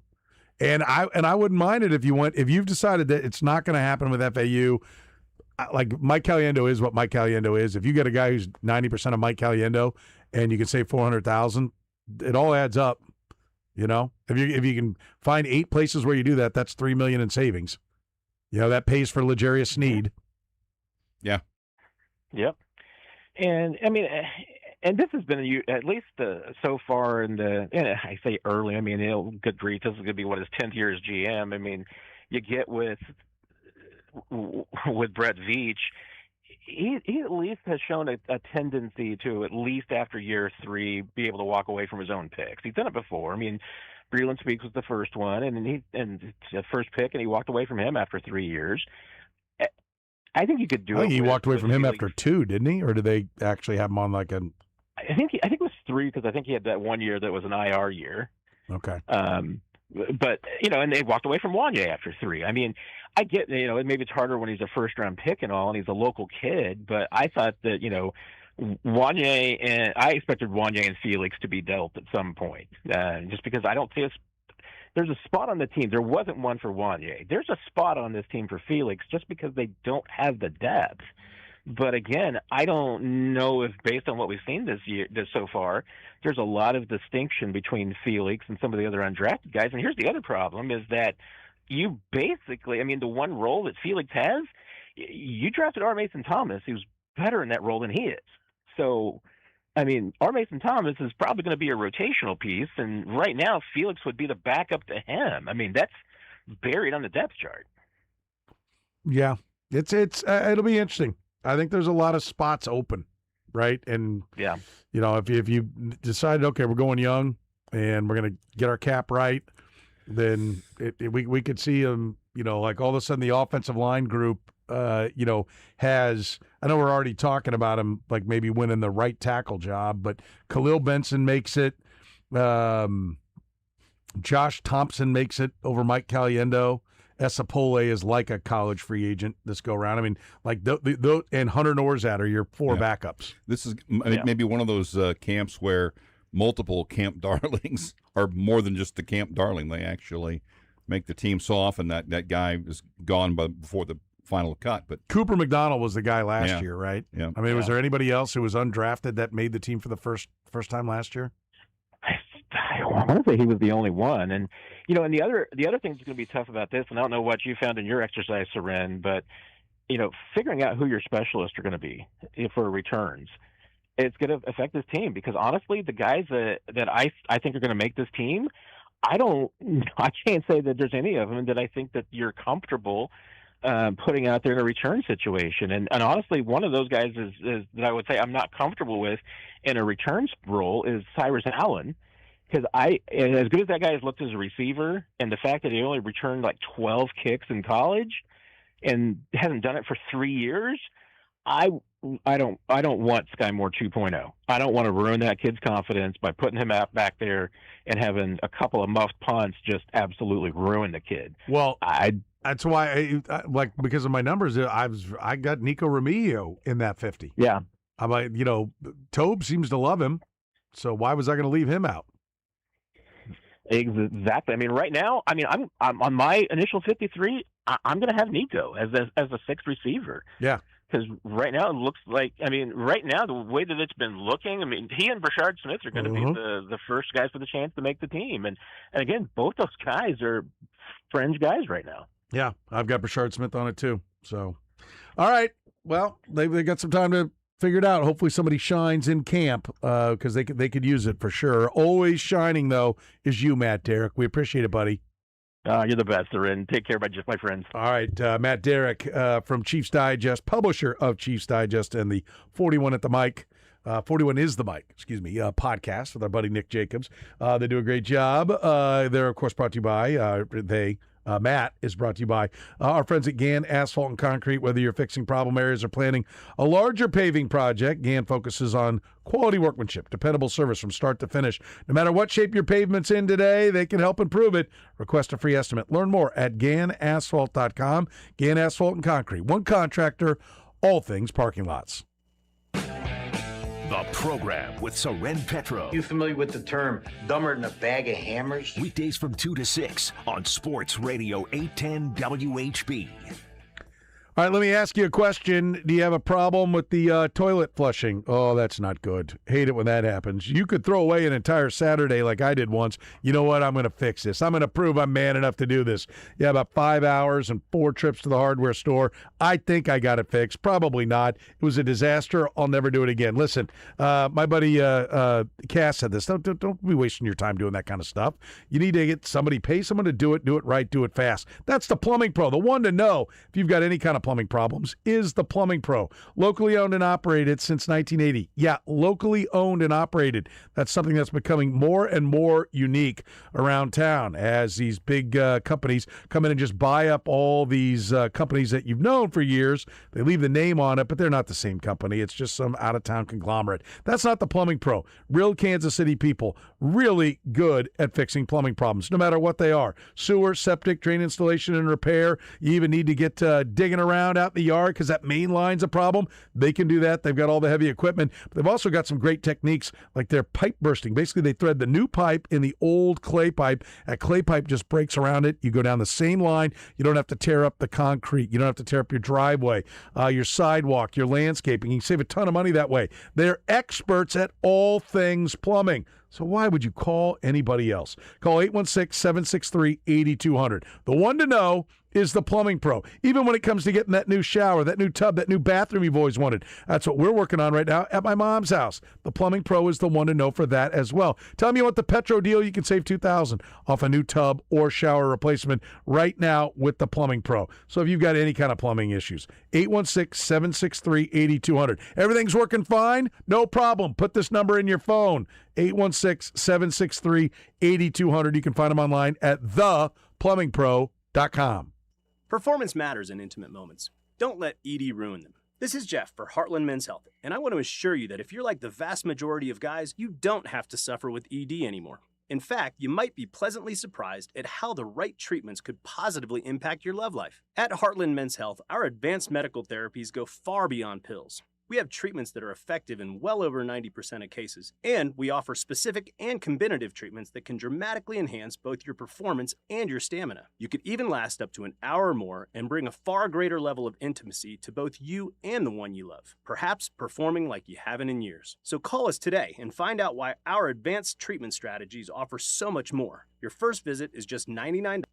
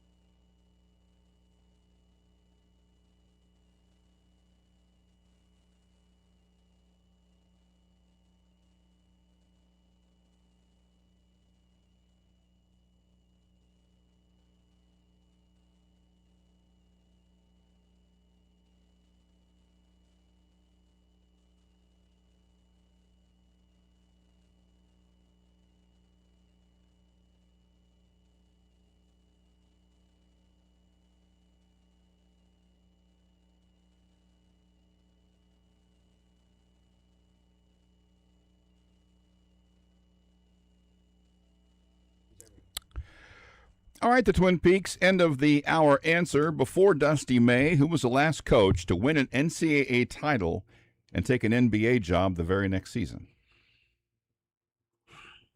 Rick Pitino at Kentucky. He left after they He lost. lost. That's right. Then they won the next year with Tubby. With Tubby. Larry Brown? Larry Brown, 1988 Kansas Jayhawks. I think he knew something was coming. Said, what was that something, Curtis? Tell me about it. Maybe a little probation. Oh. Maybe a little problem there. And he jumped to the San Antonio Spurs. Of course, Missouri Tiger is going to throw some hate around, isn't he? Or facts. Spitting facts over here. Is that what you're doing? Homie, yep. Okay. But yes, he did. Headed off to where, the Spurs? Mm-hmm. And had Danny Manning that year. What did he drafted Manning? No. Danny Manning went to the Clippers. Oh, that's right. That's right. No, he. I wonder who he had. You sure year. that was the stint with the Spurs? I'm pretty sure. I think he inherited David Robinson. Let me see. He got there and then got David Robinson. You sure it was the Spurs though? That was my. Because Robinson was the 1-1 in '87, but he had 2 years he had to do in the Navy. And Spurs. So yeah, okay. 88 to 92. I think he took Willie Anderson with his first draft pick from Georgia, and then they were trash again, and he got another high pick. Yeah, but they already had David Robinson on the way. I think was what was coming. Yeah, Spurs. Then 1 year with the Clips, and then this Pacers, Sixers, Pistons, Knicks, Bobcats. Well, that wasn't even his first pro job. He'd coached. He did before that in the ABA, and in the NBA. He was in the Nets before he went to Kansas. Yeah. And the Carolina Cougars and the Denver Nuggets and UCLA Bruins. He's the head coach that took the Bruins to the Final Four before he got to Kansas. He was great everywhere he went. He was a tremendous basketball coach. You can make the case that he's the greatest basketball coach to ever live. I won't argue against it. Did he got a championship with the Pistons, didn't he? Mm-hmm. 04. Yeah, he was the coach of the Pistons when they won with Chauncey Billups, right? Yep. But he took that Pacers team up against the Knicks and Bulls and fought it out, particularly against the Knicks. Took the Sixers with Allen Iverson to the finals. Yeah, Allen Iverson goes to the Knicks, and in his second year at the Knicks or at the Pistons, they win it. He was something, man. So you're calling Dusty May the next Larry Brown? Is that what you're saying? No, I don't think there is a next Larry Brown. I'm serious. Some guys there's only one of. Larry Brown may be the greatest all around basketball coach of all time. He literally made every team he ever went to got better. Yes. Now, and almost immediately. Did he always hang in there and see it to the end? No. No, he kept the car running, definitely. He was a basketball vagabond. There's no doubt about that. But he he flat out coached basketball. Period. We'll see if Dusty May can make it go with Cooper Flagg in the NBA. All right, let's take a break. Got a little late there with Matt Derrick. We'll come back and talk some more Chiefs football next here in the program. The program with Soren Petro. I've had about enough of this crap. I'm leaving. Weekdays from 2 to 6 on Sports Radio 810 WHB. All right, listen up. Is it engagement time? Are you about ready to pop the question? It's that season. Did you know that Gary Joslin and his staff have almost 1,000 engagement rings to choose from? Beautiful rings, unique rings. Listen, you can go to some big box store and see the same ring that you're going to find on, a couple 100,000 people's finger, or you can find beautiful jewelry that is unique. Gary Joslin is Kansas City's best. That's why Joslin's Jewelry is voted the #1 jewelry store in Kansas City by Ingram's Magazine. Just get to 95th and Antioch, right there on the southeast corner, about a mile north of 435. You can find them online at joslinsjewelry.com. The diamonds are exquisite because if Gary wouldn't put it on his own wife's finger, it's not in his store. That's right. They don't do any tricks with a carat. When Gary says it's a carat, it's a carat. A lot of those places will do these little diamond dusts or flakes or whatever it is. They put it all together and add up all the minuscule numbers and go like, oh, it's a carat. That's not how Gary does it. You get scintillating, beautiful diamonds, flawless, beautiful diamonds. So if it's time to get that engagement ring, there's only one place to go. It's Joslin's Jewelry. Get a scintillating ring that she will adore, that shows your actual love for her. right? And, of course, everything else you need. If you need birthday gifts, they've got tons of birthstone pieces, hundreds to choose from in each birthstone. Pearls, stackable necklaces, diamond stud earrings, tennis bracelets. Yep, they got all those as well. So whether it's a birthday, an engagement, maybe it's a anniversary, whatever occasion you're celebrating, if it's time to buy some jewelry, it's time to get to Joslin's Jewelry, Kansas City's best for almost 50 years. Happy to do repairs, appraisals, anything that a jeweler would do, because Gary's a real jeweler. Your hometown jeweler is Joslin's Jewelry, the gold standard in fine jewelry. What if your mortgage didn't control you? You controlled it. Introducing the Freedom Loan, exclusive at Cap One Lending. This isn't your typical loan. This is a smarter way to pay off your home in a fraction of the time without changing your income and without changing your lifestyle. The Freedom Loan uses your everyday cash flow to attack your balance faster, cutting years off your mortgage and saving you massive amounts of interest. This is how smart borrowers build wealth, not by working harder, but using money smarter. And the best part, you stay in control of your cash while your balance drops fast.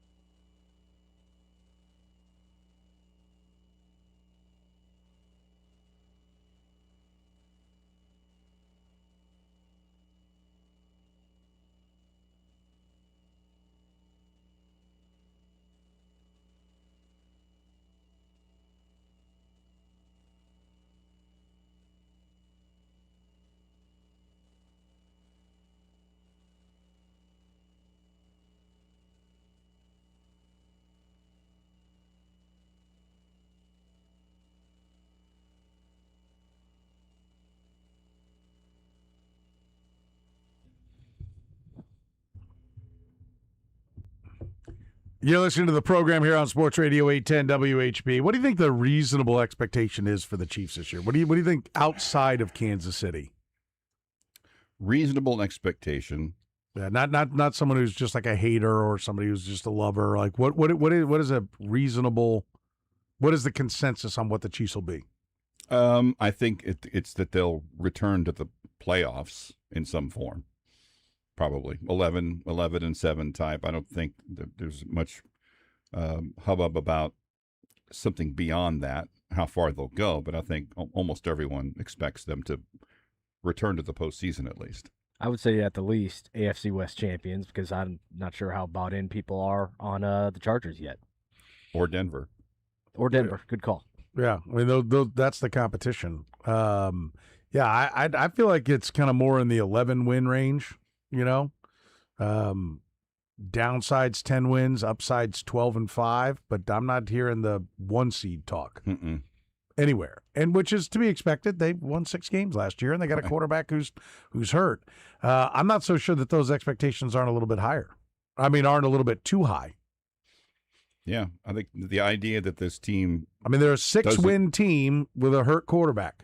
Yeah, and so a lot of holes in a number of places. I think the I don't know if they have holes, but I don't think they have depth anywhere except for maybe along the offensive line. Yeah, that's about it. But I don't think they're deep anywhere. I think a lot of people, I think, are like, well, they're getting back there, but not in the postseason is probably has a better chance of happening than a lot of people want to accept. Kenneth Walker's doing a lot of the lifting. Oh yeah, and I do think he's going to make a big difference. I Isaiah Pacheco, God bless his heart, and they won a couple of championships with him, but he's not a great back. Yeah, I mean, what if he doesn't? I mean, what if he's not that guy, or he gets hurt, or something? You know, you're like, oh. Well, I can see Mahomes not ready for the first 3 or 4 games, and that could get him to 2-2 or 1-3 start. I can see Andy Reid not designing the offense to fit what Kenneth Walker does, and that dragging him down a little bit. Or doing it to start and then not sticking with it because he has a rough game, and he's been doing this for a long time. He's almost 70. It's hard to change who you are this late in the game. I think the places where they have a chance to improve is I do think like the left side of the Chiefs offensive line I think could take a big step forward, and it was already pretty good when Josh Simmons played. Yeah. But, you need to see him play all 17 games. But I think I think the offensive line can be better as a whole. I don't know that they're going to be any better at right tackle, but I think they can be better as a unit because of what, Kingsley Suamatia's second year at guard. He should be even better. That's where I have some positive. And I think that winning in the line of scrimmage, I definitely think they're way better on both lines of scrimmage, but I don't know how deep they are on the defensive line.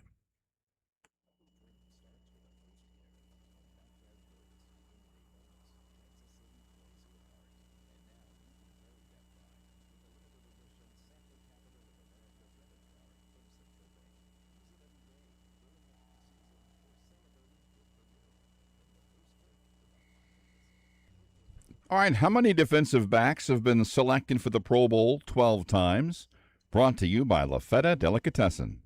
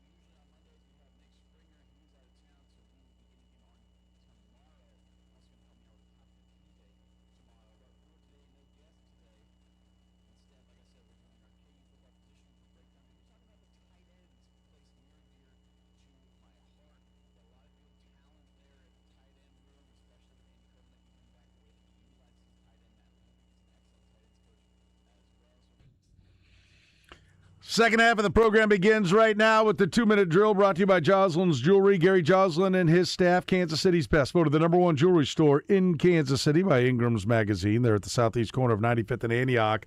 Almost 1,000 engagement rings to choose from. It's that time of year, folks. If you're looking for an engagement ring, look no further than Joslin's Jewelry at 95th and Antioch. Let's get things started in Las Vegas, Nevada. Our man Adam Hill, the Las Vegas Review-Journal, and ESPN Las Vegas is there. Adam, how are you, sir? I'm good. I miss having like Las Vegas theme music coming in, though. That's usually nice. Well, you're batting leadoff. Hopefully you'll do better at this than you are at picking in our dynasty league. Well, there's some people are all over the world like me, and traveling all over the place, including sitting in the White House grounds last week. It was kind of tough to keep up with my pick. Yeah. Well, okay. What's been going on over the last 21 hours that you haven't picked? Well, I haven't been in the country, so. Where are you now? Now I'm going to the Braves Padres tonight, so it'll be pretty exciting. Oh, okay. So what country were you in? One south of America, I think, is the proper place. Okay. All right. Good to know. By the way, how was you were covering the MMA fights at the White House? Adam's not kidding. He actually made a draft pick in our dynasty draft from the White House. How was the fights on the grounds of the White House? Tell us something about it. Incredibly bizarre and surreal, for sure. I still don't believe they should have happened, but if you just take the moment as a sporting event, it was one of the coolest things I've ever seen, right? So I think you can have those two different opinions on it. I did make the pick from the White House press briefing room. Okay. So somewhere, a place where people see that was our holding cell for like 7 hours. So it was fun, but you see it on TV, and it was cool to be in there. Yeah. Okay. All right. Yeah, it was surreal, I think is a good way to put it, for sure. All right, John Tortorella not coming back to the Knights. They were great with him coming down the stretch, takes them all the way to the Stanley Cup Finals. Are you surprised that he's not been made the permanent coach? No, it was always the plan. They've had their coach in waiting for a long time. They've been grooming him down in the minors in the AHL, and they wanted to go to him, but I don't think they wanted to give him his first chance to try to close out a season with a team that was struggling, and just kind of, throw him into that position. I think they want to give him a fair chance in the offseason. It's somebody that they've had the plan for a long time. So Tortorella is almost a perfect option to be like, hey, just get in there and, crack the whip a little bit and see how it goes. And it went well. They got all the way to the final. They didn't win, but they swear that Kelly McCrimmon swears he would have made the move anyway. Even if they won the cup, they would have moved on. So this was always the plan. Ryan Craig has been the guy that, they've wanted to have. He was an assistant for a long time. They set him down to be the head coach of the AHL just to get head coaching experience, and now he'll be the head coach.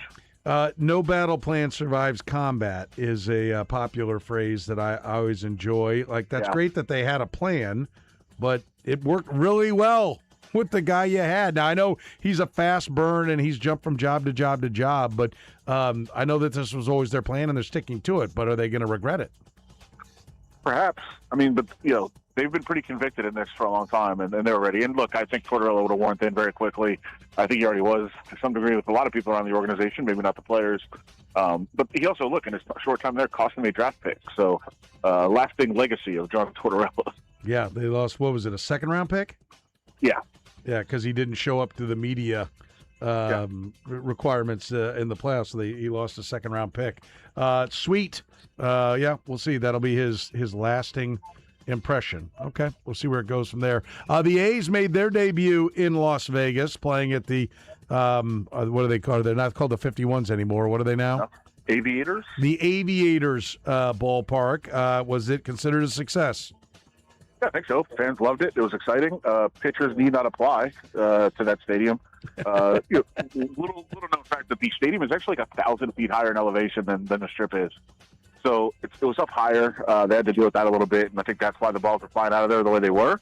But, yeah, it was a lot of runs scored in that short period of time, but the fans were happy. They liked seeing the A's there, and I think it was the first real bonding experience between the community and the team. What I know it is, and if you ever look out to the west when you're in Vegas, that's the direction that the stadium is, and it does gradually go up until you hit the mountains, then it really goes up. But what's the overall elevation just total for where it is? I think it's closer to 3,000. I know it's about 2,000 on the Strip. I'm not a big, I don't know, I was going to say cartographer. That's mapped. I don't know that well, but yeah, it's about 3,000 feet, I think, out there in Summerlin. Okay. All right. So they expect it to play a lot more fair, I guess, when they get into their permanent home. Yeah, Vegas is definitely higher than you think, but the city is not as high as the minor league stadium is out there. Well, I don't know. As I walk around and smell what I smell, I think it's pretty high. Oh, good one. Yeah, you like that? I did that one all on my own. You've been pessimistic about the A's. Are we now we're 100%? They're coming. I mean, they're trying. I'm still going to hold out like 98%. I'm not going to go fully 100. Okay. Have we gotten any further on NBA and where and all that? Yeah, actually, you know what? I'm sorry about this because I just got some text on right before I talked to you. Looks like Bill Foley, the Golden Knights owner, is going to make a bid for that team. So that's something at least in progress, or at least is a potential owner out there. I know there's a bunch of groups that want to be a part of it, a bunch of arenas that want to be a part of it, but Bill Foley, Golden Knights owner, would certainly try to move them into T-Mobile and share that arena.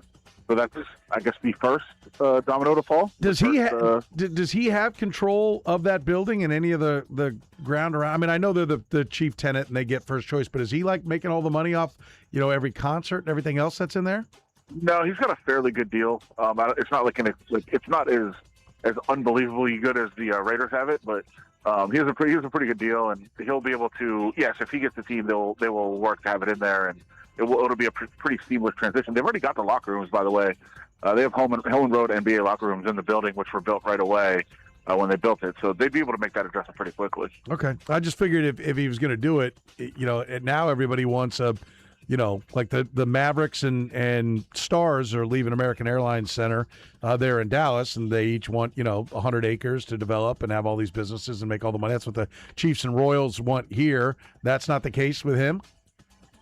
I mean, we'll see. I think right now the plan is that. I know he also wants MLS at some point. That's been something he's talked about. So maybe at some point he builds some complex outside of the area where he is, but I think he's pretty happy with how things are going. So I think one of the things is he doesn't want an opposing or a competing arena, right? I mean, he doesn't want another team to come in, even more so than him controlling it himself. He doesn't want another arena built that'll, compete with other things, with his date. So, and you can make sure there's no NBA and NHL dates on the same day, which would be a possibility if they had separate owners and separate buildings. From the White House to Southern countries to San Diego to Vegas, all things Adam Hill. Oh, yeah. Great stuff as always, buddy. We appreciate it. Have yourself a great week. Yes, sir. Talk to you soon. Orlando Alzagari, the Big O Radio Show on YouTube, at Big O Show on Twitter in Miami, Florida, is next. Orlando, how are you, buddy? I am doing fantastic here in Miami, my friend. Yeah. How are the Miami Heat doing? Is it a foregone conclusion that Giannis is going to be a member of the Heat before long? No, I think they'll end up the bridesmaid and not the bride again, like they have for many other, searches for the last couple of years, like Durant, and this one that's been going on. I think once the Celtics threw in Jaylen Brown, they kind of became the front runners. So it's up to the Bucks. Do they take the chance on going with a bunch of young guys and you don't know there's a star, or do you go with Jaylen Brown? You acquire him, and then you can move him to another team for a whole bunch of picks. You can do that. That way you're getting a star, because Miami is not offering any stars in all that package. It's really about the 13th pick this year, a couple other first-rounders, but the players they're offering, none of them are stars. They're all role players, and some of them may have – I think Khalil Ware has potential, but he still hasn't reached it yet, so you're just gambling. I think Boston finally muddied up the whole thing, and they probably have the inside track. And it makes a lot of sense when you look at Giannis and Tatum playing the inside-outside game. And Brown, at the end of the year, this year, said he loved this year, how he was, the guy, obviously, and he liked that. Maybe that's what he wants. He wants to go somewhere else. He's got a title already. He wants to go somewhere else to be a number one guy and have a team built around him. That's not going to happen in Boston with Tatum. So maybe he's willing to, move on and try other things. Who knows? But I think Boston going in with Brown kind of really muddied everything up and kind of ruined it for the Miami Heat. Bam Adebayo's name was thrown around a lot as potentially being a part of a deal. Does that get him sideways with the Heat? No, I don't think Bam was ever a part. See, there's a huge problem here. They don't understand that they're supposed to, the last couple of years, instead of trying to fight to be a middling team and in the play-in, they should have done what all the smart teams have done, whether it's Detroit or Houston or OKC or San Antonio. All these teams have turned their fortunes around because they stunk for a while, went into the lottery. They ended up with some nice young players. That's how you do it with the aprons. It just makes it so much more difficult. And now that they're adjusting the rules on the tanking side, then all of a sudden now it makes it even harder for the Heat in the future. They should have traded Butler right after that second trip to the finals against Denver. That's not hindsight. I said it on my show. I got killed. But the problem is the Heat have not been able to acquire a couple of stars now, and they've been set back.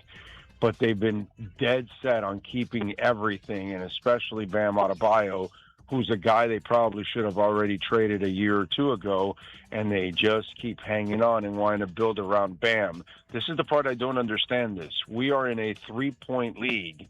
You're going to acquire Giannis Antetokounmpo to go along with Bam, two two-point players.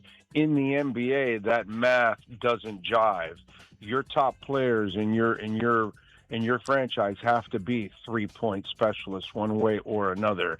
And if Bam and Giannis aren't, that's a horrible matchup there.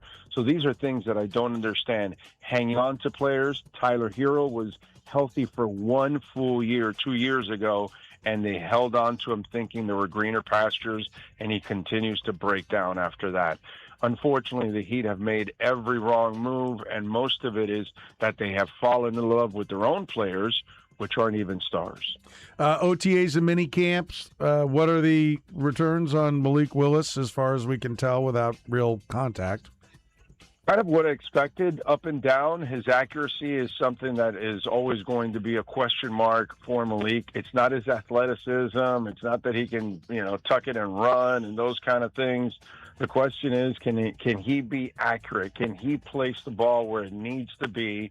And he was sporadic. He sprayed the ball around, threw interceptions. He had those kind of issues. And a lot of people could say, well, hey, man, that's because you were with a bunch of new people. Well, I don't know. Go look at what Tua's doing with Atlanta. It doesn't look like he's spraying it around. He's accurate. That's kind of what it is. And actually, the backup here has actually looked more like the starter than Malik Willis. So who knows if Ewers is going to get any kind of play here. But, we'll see what happens over the next couple of months. These guys took a big gamble. They brought him over from Green Bay. They paid him the money. They drafted players to help him come along. So they're going to do everything they can to make Malik Willis succeed here. So we'll see. That's a big question mark. Would the Dolphins take a swing, just yes or no? Would they take a swing on Brendan Sorsby? Do you think they'll have a pick in mind? My brother, in 59 years, the year after Bob Greasy, they got lucky with one guy named Dan Marino because he fell all the way to the back end of the round. They took 5 quarterbacks before that. Marino had party rumors, and he threw 19 interceptions his senior year. Miami got lucky that Marino fell to them. If I'm the Dolphins, I take a stab every time I can. At least I'd put in a third rounder if I'm the Dolphins. But because of what I just told you, their marriage to Malik and that they brought him over from Green Bay, I don't think they want to disturb that groove. So something tells me they'll stay away from it, but they shouldn't. Okay. You got to take a stab every time you can. And then just buying or selling 2 over 500, the Marlins, what will they do at the deadline? Oh, they won't buy it. No, they'll try to trade Sandy Alcantara if he's pitching well. No. Players play their way off of this roster. They don't really commit to salaries here. Unfortunately, that's if you're a Marlins player, you want to kick ass.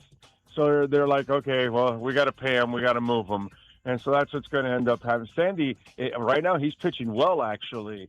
I'm sure everybody around the majors right now that can spend some money is probably going to reach out to the Marlins by the end of July or by the end of August with a waiver deadline. All right. Great stuff as always, Orlando Alzagari. Great information. We appreciate it. Have yourself a great week, my friend. You got it, guys. Be good out there. And in Phoenix, Arizona, we drank way too much Corona. With our man Luke Lipinski, Arizona Sports 98.7 in Phoenix, Arizona. Luke, how are you, buddy? I'm good. How you doing? Good. Let me ask you the Brendan Sorsby question about the Cardinals. They've got kind of one of those, we got several quarterbacks, which means we don't have one situations. Would they take a flyer on Brendan Sorsby in the supplemental draft? Yeah, it's an interesting position for them because I would think initially no, because they did just draft Carson Beck. And so you're already in this position where you might be picking high in 2027 and that class is loaded with quarterbacks. So you have to get an answer on Carson Beck this year. Like you have to have a definitive, is this our franchise quarterback or are we going to take one with, potentially a top 10 pick in next year's class? So if you bring in Sorsby and all of a sudden Beck's playing 4 games and Sorsby's playing 4 and Jacoby Brissett's playing 5 and Minshew's playing, that doesn't make sense. But the one wild card here is Monty Ossenfort, the GM, is still here, and he probably doesn't have the luxury of waiting around years and years to find that quarterback because his head coach that he initially hired has already been fired in Jonathan Gannon. So he may push the buttons and say, give me Beck and Sorsby and let's see what we have, because he doesn't have a whole lot of time to play with probably. Yeah, that's interesting. And where does it sit? I mean, Jacoby Brissett holding out, not coming to I guess came to the mini camp, but he didn't come to the OTAs. I mean, what did he do to his chances to be the guy? I mean, he certainly opened the door for Gardner Minshew and Carson Beck. We were joking about it around here where it's like, if you have the schedule the Cardinals have and you have your quarterback holding out, you feel like you were a team that almost won the Super Bowl last year and guys want to get paid and the schedule's brutal. They won 3 games last year, so they're getting the worst of all worlds right now. I like Jacoby Brissett. I think he could be a good mentor to a young guy like Carson Beck, or even if they draft a guy next year. And on the surface, I get why he feels like he's going to be the starter and wants to get paid more, or at least get more guaranteed money. But, the NFL, unless you're Patrick Mahomes or Josh Allen or Joe Burrow, I don't know that you have that starting spot locked up in, carved in stone. And certainly Jacoby Brissett does not. Yeah. All right. That's interesting. Where he thought the leverage. I'm glad to hear that, because I'm like, I don't know what leverage he thinks he's got to be playing this the way it is. He needs to go out there, embrace the spot, have a great year. Then maybe you've got some leverage, whether it's with the Cardinals or moving on down the road. Where do the Diamondbacks sit? They're 1 over right now, 3rd in the West. You expect them to buy or sell? Well, we had their GM Mike Hazen on our show last Wednesday, and he said he wants to buy. And I think if you had asked me even last Friday before the game, I would have said yeah. If they can hang around, I think they will buy, although it might be a little more strategic now, because just since we had him on the show, and even just since the series started on Friday, Ryan Nelson's dealing with an elbow issue, and suddenly he's on the injured list. Michael Soroka's been one of their best pitchers. He's suddenly on the injured list. And then a couple weeks ago, we got the news that Corbin Burns, who was supposed to hopefully be back right around the All-Star break, is going to be back in September or not at all this season. So, they've lost 40% of their rotation in the last 72 hours for at least a little while. Zach Gallen gave up 9 runs in 4 innings. He's got an ERA over 6. So they're hanging around. And if they're hanging around that in 6 weeks, I think they will buy. But that's getting a lot tougher right now by the minute. By the way, you mentioned Zach Gallen. What happened to that guy? It's a great question, because he's been everything they could have hoped for basically until the start of last season. Then he did struggle last season up until the trade deadline. He had a few really great, elite level starts, but overall he was struggling, and everybody thought, okay, he's probably get traded. They didn't trade him. He ended up being really good after the trade deadline, which probably a lot of people outside of Phoenix don't even notice because he was off the radar at that point. He was really good, and they brought him back, and the thought was, okay, maybe he recaptured something. He was great in April this year. He had a 2.18 ERA in April, but overall, even with that month, his ERA is 6.10 right now. So that's a problem, especially when you're missing now two of your 5 starters. Yeah. All right. Finally, the Phoenix Suns. They don't have much they can do in the draft. Are they going to be getting involved in any of the trades that are being talked about with some of the guys that are moving around. I don't think they're getting involved in Giannis or anything, but there'll be some of the more peripheral ones that start happening. Could they be active in the draft with some kind of player trade for picks or anything you think is coming their way? Yeah, it feels like, there's definitely been talk around here that they would like to at least move into the bottom half of the first round. They have the 47th pick, so they'd have to package that with something. I kind of buy that. I kind of believe that they will at least be very active in trying to do that. I don't know if that's going to, you're not talking about getting like Giannis, like you said, or De'Aaron Fox or John Morant or any of those guys, but if they could get a late first-round pick, I think there's this, optimism now with seeing what the Knicks did this season with a lot of late first or early second-round players that maybe you could still build something here. They need to add something to what they have from last year. Last year was a good story, but that's not going to win them anything significant in the playoffs yet. They got to add something, and I could see maybe a Grayson Allen or a Royce O'Neal potentially being in a trade package because they just brought back Jordan Goodwin and Colin Gillespie, and they've got rookies from last year they want to play. Luke Lipinski, Phoenix, Arizona. Great stuff as always, buddy. We appreciate it. Have yourself a great week, my friend. All right, you too. Thank you. Adam Epstein, 910 The Fan in Richmond, Virginia. Adam, how are you, sir? I'm great. How are you? Doing very good. Trae Young gets a 4-year max contract, $213 million. What does this mean? Is that the final piece of the puzzle that AJ Debinsa? Yeah, it is AJ. AJ Debinsa is going to be the number 1 overall pick? Oh, there's no doubt in my mind. AJ's the pick. He's been the pick. I'm sure you guys know about AJ Debinsa, but you know more about Darren Peterson. I don't want anything to do with that red flag. AJ is a future star. And Trae Young, yeah, the money sounds absurd, but the money for everybody is absurd in the NBA. It is a contract that locks Trae Young in for the next 4 years. Anthony Davis, we'll see what happens there. But AJ Debinsa is part of this future here in Washington, and Trae Young has done one thing throughout his career. He's made others around him better and gotten him paid, and I believe he will continue to do that. This is a Wizards roster that people sleep on because they see the number. 17 wins, 1 million losses. But they tried to lose every game. They traded for 2 players that didn't play so that they could help them continue to lose. It's all about getting this number 1 overall pick, a guy they believe can be the next LeBron James in this league. Is that the final piece of the puzzle? Does that make them a playoff team, assuming Anthony Davis is healthy, which is a big assumption, but Trae Young, add Debinsa, is this a playoff team at that point, and should there be any excuses? No, there should be no excuses. This should be a top 6 team in the Eastern Conference. It's going to probably turn people off hearing that because they were the worst placed team in the Eastern Conference. But again, they weren't trying to win games. It's Trae Young and Anthony Davis getting the headlines, but really it's about the picks they've made previously.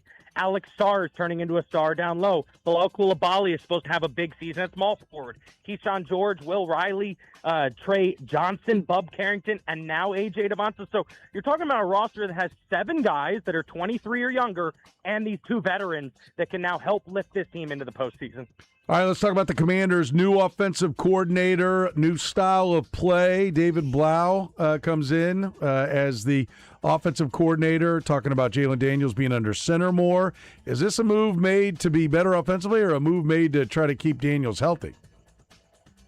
A little bit of both, for sure. When Cliff Kingsbury got himself fired when Jaden Daniels dislocated his elbow against the Seahawks. And then when he came back against the Vikings, it was a stupid move to bring him back. He got hurt again on a play call that Cliff Kingsbury called, in which, it was his fault. So I'm a Cliff guy, which is weird in this whole situation. I think Cliff didn't get enough credit for 2024 conference championship working with a rookie quarterback. So I'm a Cliff guy, but at the same time, they made this move because Adam Peters and Dan Quinn wanted to look more like San Francisco, and strong run game, play action off of that.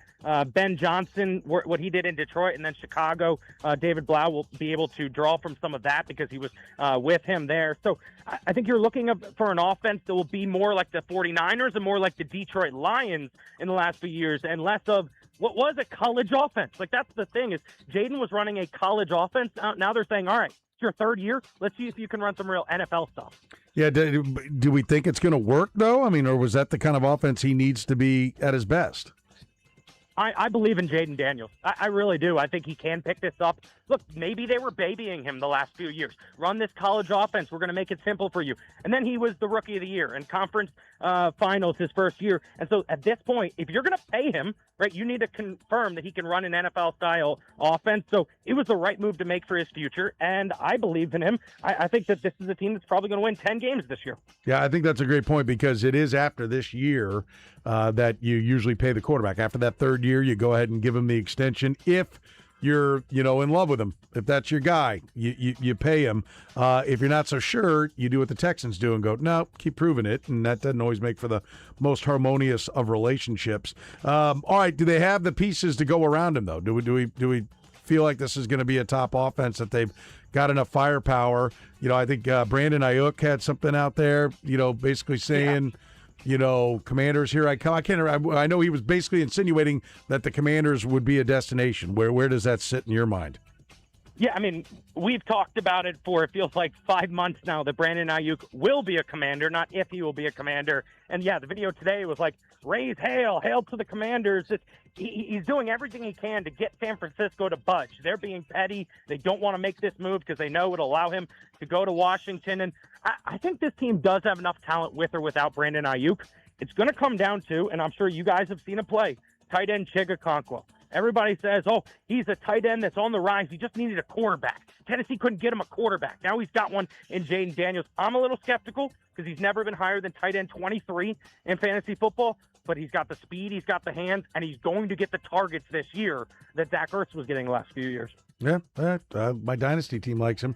I'll tell you that. I've got him on one of my teams, so I like hearing that. All right, the Nationals, 40-38, a couple of games over, fourth in the East. Buying or selling? What are they doing? I mean, this is just so nice to talk DC sports, and there's so much positive and optimism here with the Washington Nationals. This is a team that's supposed to be 5 or 6 games below 500 right now. I have a rule on my show. Every day that they are above 500 in June, we dedicate multiple segments to talking about the Nationals instead of the NFL, instead of the NBA draft. Nobody expected them to be at this point right here, and I still want them to be sellers at the deadline. This is not the year, but this is year one of a new manager and a new front office, and it's just exciting to have a team during the summer that's not terrible. For the first time since we won it all in 2019, and then have been garbage since then. So it's nice to just be at least above 500. Yeah, it is. And they've got some good young talent as well. A reason to believe that it will keep going beyond just, this year. So enjoy it. Enjoy it. Adam Epstein, great stuff as always, buddy. We appreciate it. Have yourself a great week, my friend. Thanks, guys. Thank you so much.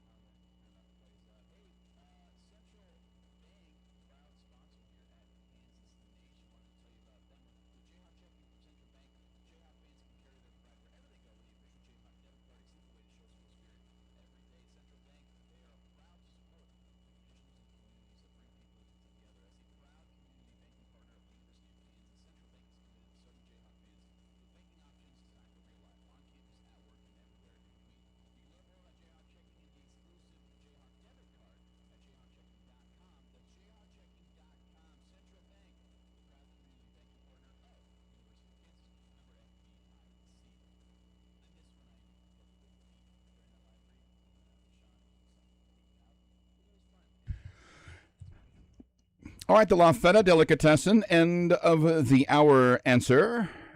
How many defensive backs have been selected for the Pro Bowl 12 times? Darryl Green? Uh-uh. No? Woodson? Nope. 11. Both Woodsons? Yeah, see, Rod Woodson, 11. Charles Woodson, not as many. I can't find him down there. 12 as a defensive back. Ronnie Lott? Nope. Lott was selected to 10. And this is Pro Bowls, right? Mm-hmm.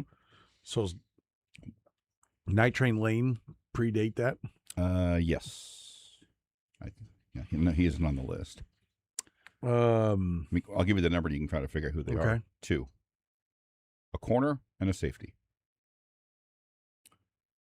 I feel like safety played late 60s to 80. Krause? Or mostly for the late 60s to 80.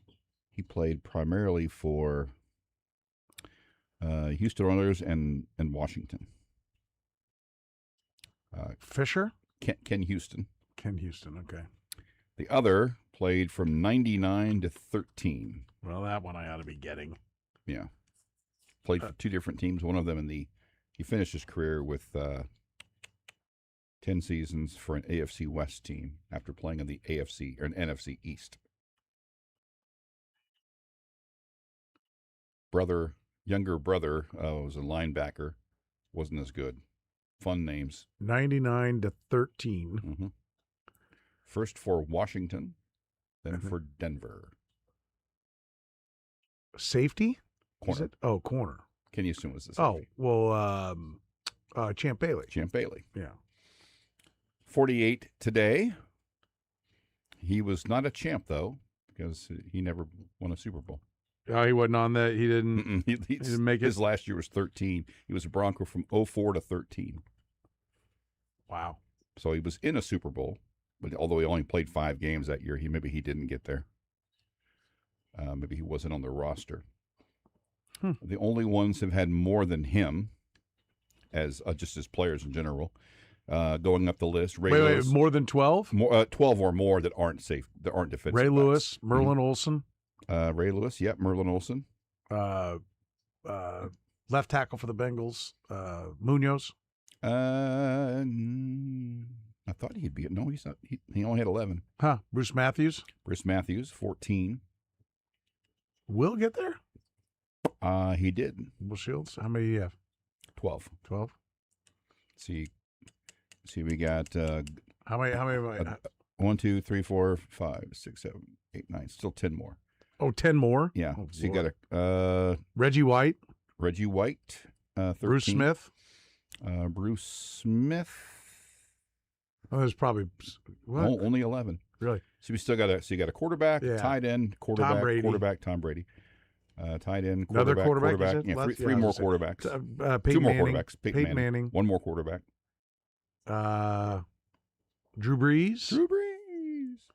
So you got a guard, a center, a tackle, a linebacker, a wideout, and a tight end. All right, hang on. Slow down, Ace. Mike Webster? Nope. Same era. Although he actually... Dwight Stevens? Actually, this guy retired Stevenson, just as Mike Webster was starting. Sorry. He played 60 to 74. He did wear black. He was a Raider. Jim Otto. 00. Okay. Got a guard, NFC guard. Gene Upshaw? NFC guard, late 80s to 2000. You know, this is fun for me and you. I don't know that anybody else. Tight end. As I look at Kyle, like, I don't know who any of these people are. Got tight end with 14. Tight end with 14. Winslow? Mm-mm. Tight end with 14? 14. Travis Kelce? Nope. Might have a red mark on his jacket from a reporter. Oh, Tony Gonzalez. Oh, my God. That's awful. That is atrocious. That is terrible. Wide receiver. 12 plus at wide multiple out. Super Bowl champions. Jerry MVP, Rice. Jerry Rice. And a middle linebacker who terrorized the AFC West for better part of a decade. Junior Seau. Left tackle who was still active. Still active? Not Garrett Bowles. NFC. Yeah. Eagles? Or no. Faced the Chiefs in a couple Super Bowls. Oh, yeah. Commanders and then 49ers. Yep. You got the guy. Trent Williams. Trent Williams, yeah. And the last one was a guard. He was my cautionary tale on how long it would take Will Shields to get into the Hall of Fame. Randall McDaniel. Yeah. I nailed it. Nailed what I'm it. saying there. Nailed it. Kelsey has with a 11. nail gun. It took so many nails. Boom. And that wasn't even the original question. No. But I enjoyed it. It's fun. That's all that people matters. were in their cars trying to figure out who is it? Who is that? So wow. All right. So there you have it. I remember Champ Bailey being that good. Boy, howdy, he was. Yeah, he's like he's gonna be the last one that keeps getting those. I mean, it was kind of a reputation award. Oh, yeah. Nowadays like with all gloves. the analytics and the ground you covered and this and that, I don't think anybody defensive guys. It's going to be hard to repeat that. Maybe somebody will start corner, finish safety, like the Rod Woodson, Charles Woodson routes. Yeah, I could see somebody getting there, but ain't anybody getting to 12 Pro Bowls as a corner anymore. I think Mansour Delane minimum 12. Minimum. Worked with a guy. Well, he's got to be worth that draft pick and the 2 extra picks you had to use to get him. Let me ask you a question. If a guy went from a team that was just okay in baseball, he's a pitcher, and he was winning like 16 games, and he went to the best team in baseball, how many games do you think he'd win in a season? Now, this is not really fair because this was in an era when guys won 20 games on a regular basis. Yeah. But I worked with a guy who, when Jeff Facero went from the Montreal Expos, where he was winning like 16 games, to the Seattle Mariners, who were at like the top of their division at that time, Jeff Facero will win 27 games this year minimum, this fool said. He won 16. He won 16. And I said, I will bet you any amount you want that he does not win 27 games. As funny as 27 and is. He puts his hand, I said, what's the amount? I go, I'll mortgage houses, yes, hundreds of thousands, millions, whatever I can get my hands on. Will you cover what? And I was living in Vegas at the time, so it would have been illegal.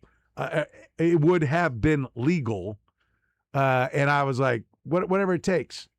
And it was $100. The big mouth it finally made $100, and I don't even think I got paid. Stupid ass won 16 games, and he was coming off of 27 games minimum. Yeah, I'm not. 27 is funny. Minimum is the greatest kicker ever on a job. Minimum, coming off a 15-11 season with a 3.30 ERA. Yeah, I'm not gonna. I should just say who it was, but I was just like, you were a fool. I never tire of that story. Like, minimum. Minimum. That how many times have we used that? Oh my since God. 500. Yeah. Minimum. You know what it takes to win? Like even then, what it took to win 27 games. Like I'd go, do you know who the last guy was to win 27 games? It was Bob Welch. Yeah, 9 years or 7 years before that. Now it's been 30. Yeah, but then. it like I go, he's the only one. Like before that, I think you got to go back to like. I think you have to go back to Steve Carlton in 72. Yeah. I'm like, this is the thing. You don't win 27 games. You don't get the ball often enough. You only get 34 starts, jackass. Yes. What do you think this guy's going 27-2? Yeah. Minimum. Aren't many one-word punchlines. But that's no. fun. Where are we at on Verlander's quest for 300 right now, by the way? Has he pitched at all? He got scratched over the weekend, actually. Love it. So he was pitching? Yeah, he was set to make his debut. His new Tigers debut, and got scratched. God bless. Still sitting on 266. I mean, I think it's in the bag. He's 43. Love it. No. All he needs is 34. Chance. All he needs one good Jeff Facero season and a little more. And he'll still be 7 short. Yeah. So there you have it. You know? The win. Like what leads the Royals in wins right now? My God, that's got to be like 5. Talk about, like, we don't even look at that stat anymore. Used to be the defining moment of all players. The Royals are now led. They have to get a hefty 4 wins from Noah Cameron, Stephen Kolek, and Michael Wacha. And unless those 3, and they won't, because Stephen Kolek won't pitch for the next 3 games, but they're going to turn the corner for the second half poll and not even be on pace for 10. Unless Michael Wacha gets it done tonight. Yeah, Wacha could get there tonight. When does Cameron go again? Cameron could still get on pace. Could. Let's see. I mean, look at the win breakdown for the Royals. Cameron, Kolek, and Wacha 4. Bubic, Urseg, Lugo, Strom with 3. By the way, could a bullpen go more wrong than this one has? I mean, I assume not. The plan was fine, but Carlos Estevez, immediate implosion, never takes off, never gets going. Lucas Urseg meltdown. Matt Strom, I think, is hurt. Like, that was their back of the bullpen, and the best one of the bunch is Estevez because he's only hurt him once. Cameron will pitch on Wednesday in game 80. So he. I'm sorry, 81. He'll pitch the last game of the first half. So he could be on pace. Yep. Yeah. But I mean, seriously, could a bullpen have gone more wrong? No. It's not just who's missing, but the fact that right away, AL saves leader, 1/3 of an inning, done. It's like the old Family Guy cartoon. Here's opening day for the Mets. Here's the first pitch, and the season is over. That was essentially the Royals bullpen. And the season is over. It was such a great bit. First pitch is over. That's it. Thanks for coming. See you next year. Good times. Yeah. We can laugh about it now. Yeah, now we can. We laughed about it then. Not Mets fans. That's right. You know, it's no laughing matter. La Feta, Italian delicatessen. Absolutely Get not. you some La Feta tonight, people. If you haven't been to La Feta, what's wrong with you? I mean, we're telling you how good it is. If you've got a party, charcuterie boards, and, of course, all their sandwiches, wonderful. Everything made from scratch, everything fresh. You need 24 to 48 hours notice on a catering order because they get that bread fresh every single morning. If they haven't ordered the bread, then they don't have it for the catering. That's why you got to give them 24 to 48 hours. It's the freshest sandwich you're going to find anywhere in town. Wonderful, wonderful flavor. Go see them. They're on the southeast corner of 143rd and Metcalf.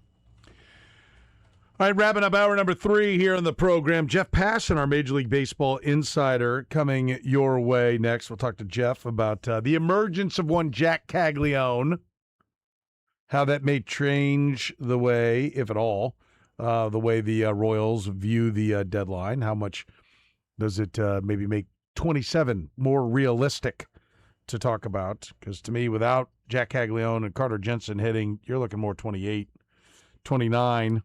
But if those guys are hitting, get some people healthy, maybe one or two players, then I think you're right there. So we'll see. We'll see what Jeff Passan has to say. Major League Baseball insider, senior Major League Baseball insider for ESPN, joins us each and every Monday here in the program. Then we'll get you what you need to know and the kicker before we get out of here. We wait for the scribe, the man who bombs atomically on Twitter, Jeff Passan, next here in the program.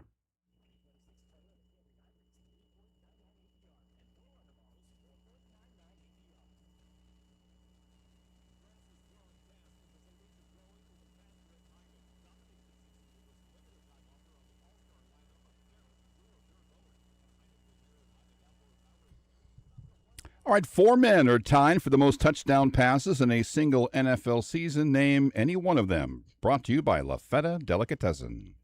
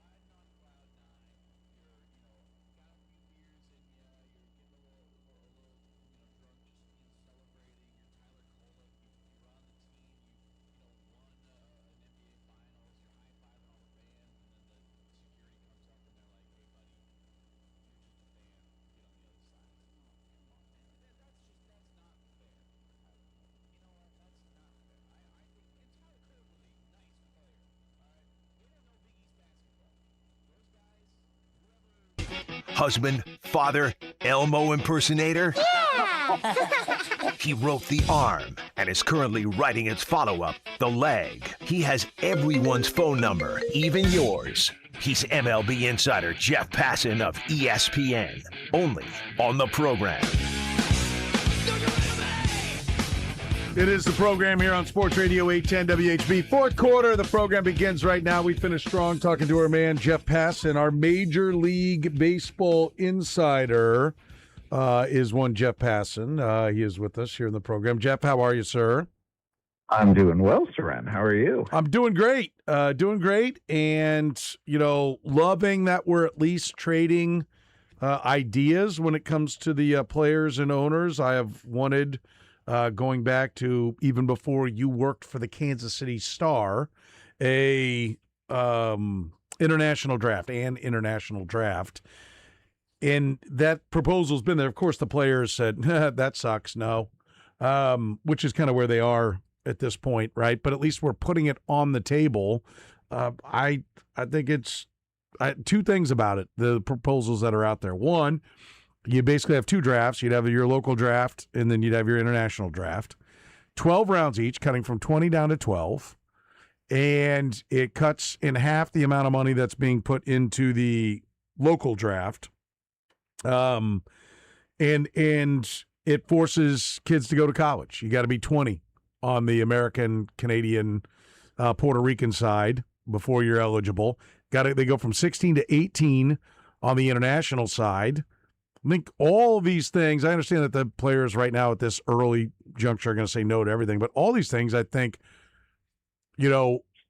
many of these things, let me say, are good for the game. Yeah. They are clearly. Say, if you're going all, I still don't get the high school rule.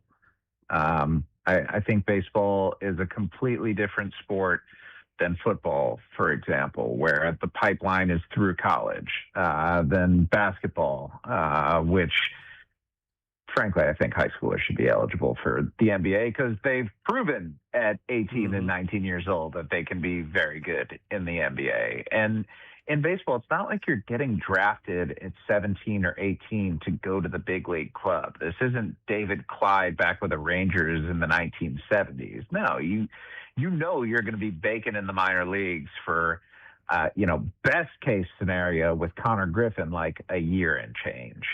But you're going to spend some time developing. And my issue with it is more surround about what we talked about when, I was in studio and we were talking about Johnson County Community College, and how good it is, and how they're sending 20 kids to Division I. And why do they have so many D1 players? Because college coaches want maturity. They want guys who have seen really good pitching, not just the sort of stuff you're going to get in high school or on the showcase circuit in the summer, but consistently top-notch pitching. And they want that physical and mental maturity to be in their lineups. They're gravitating more toward older players. Look at Oklahoma right now in the College World Series, like a team that's filled with JUCO kids. And so freshmen, they don't play very much in college. And I understand if the best freshmen who would have gone in the draft otherwise are going to school, some of them will probably play, but the vast majority of freshmen just don't get enough run that year to make it worthwhile developmentally to force all the kids to go there when they would now be sophomore eligible for the draft. I just think in terms of preparing players to be big leaguers ultimately, the plan from MLB falls short. Interesting. So you don't think that it would, with everybody having to go to college, that they wouldn't rework how they're going about acquiring talent and say, okay, well, we got to get some developmental guys now because the talent's too good? Do you think that everybody would be, and I mean, everyone's jumping schools in the NFL, in college football and college basketball. Would that be what it is? You start a smaller program and then you jump, and what's so wrong with that?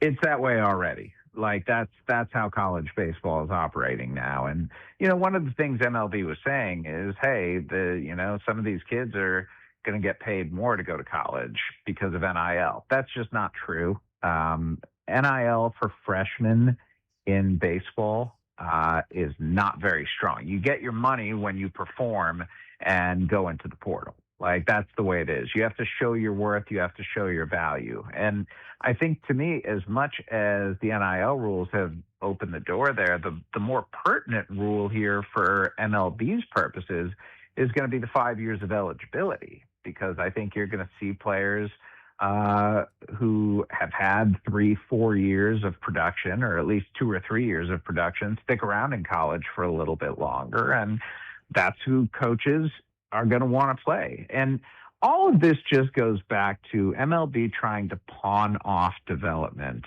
on a class of people who are going to be paying the salaries that MLB teams otherwise would if players were in the system. And they're just trying to have somebody else pick up their costs. But the mistake, I think, is as good as some college programs are at developing players now, Seren, at the end of the day, what is the ultimate goal if you are a Major League Baseball team and you have a young player? It's to get him big league ready. If you're a college coach, what's your ultimate goal? To win baseball games so you can continue to remain employed.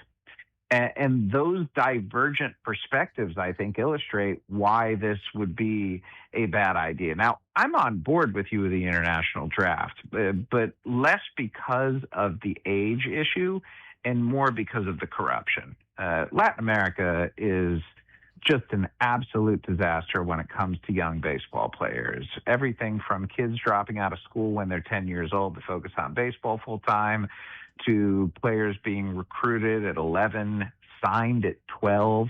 And the incentive system that's in place there when kids are signing at 12 makes it much more commonplace for trainers down there to feed performance-enhancing drugs to preteens. And that's not an exaggeration. That is the literal truth of what's happening there right now, and what this system and the lack of oversight and penalties that MLB has put in place has caused. Would the draft, would drafting kids internationally, would that end all that? I think it would certainly help, because the reason that kids get fed the drugs as young as they do is because there's a system that's called preacuerdo, which means pre-agreement. So even though you're not eligible to sign until you're 16 years old, right, a lot of these kids have been in agreement with teams on signing bonuses for 3-4 years down the road. Like, that's how early these deals happen. With a lack of early deals in place, there's no incentive for trainers to say to scouts, hey, look at this 12-year-old. Look at how good he is. Look at what he projects to be. No, teams aren't going to care about Latin American players until they reach 16 if the draft age is at 18. So at very least, it delays that. And I think that some of the suggestions that MLB has in place disincentivize it too. Yeah, that's interesting. So do you think that the owners really want this hard, and they're going to make it something that they stand firm on? Or do you think it's, they put some thought into it, they'd like to get there, this is the first salvo, but they'll cave on it to get other things? I think it's more the latter. I do think an international draft should be a priority. And, as long as MLB was putting together entry proposals, they figure, hey, we want to reinforce this idea that the cap is the main thing in this situation. If we have a capped system, we have a finite amount of money going to players, and baked into that money are the draft bonuses and international bonuses. Now, draft signing bonuses last year, when you include the overages and the penalties, they were in excess of $400 million. The proposal from MLB hard caps both drafts, international and domestic, at $200 million. So already the players have taken a haircut domestically. On top of that, because the international signing period begins on January 15th, and MLB is proposing pushing that back for the first draft to be sometime between August 2027 and March 2028, it would almost be like an entire year of bonuses for international players, which are around $200 million a year right now, would get missed. And so for the players, this offer, it was nothing that compelled them to say, oh, that's interesting. And That's sort of what I'm looking for at this point. Some sort of common ground that the parties can find so that when they start getting a little bit more serious about their proposals, they can make real strides in those areas. We're talking to Jeff Passan, our Major League Baseball insider here in the program. All right, I was really hoping that we were going to see, that this was going to be something that the players that are already there would be like, well, don't mess with my money up here. To hell with the young guys. That's usually what happens is they give up the young guys. And I don't, Seren, I don't discount that. That's a realistic outcome in this situation. There's something of a time-honored tradition of players now focusing on themselves and valuing themselves over the future. But I think they could make a pretty cogent argument that our focus and the main priority that we have is avoiding a salary cap. So that's already benefiting you guys in the future. Yeah, I think the one thing I should mention, too, is that you could trade all picks. They would do away with the no trading of the picks. So if you're a rebuilding team. That would be nice, wouldn't it? Yeah, you could accumulate picks. Say, all right, well, we're going to go into the draft, so give us some picks, and we'll give you this guy. I think it would help get some teams, jump started on their rebuilding process a little bit more. I'd at least like to believe that that's what it would do, but we'll see. I think it's long overdue. I think the international part of the equation is a no-brainer. And I don't know why they wouldn't, why the players would die on that hill when it's all said and done.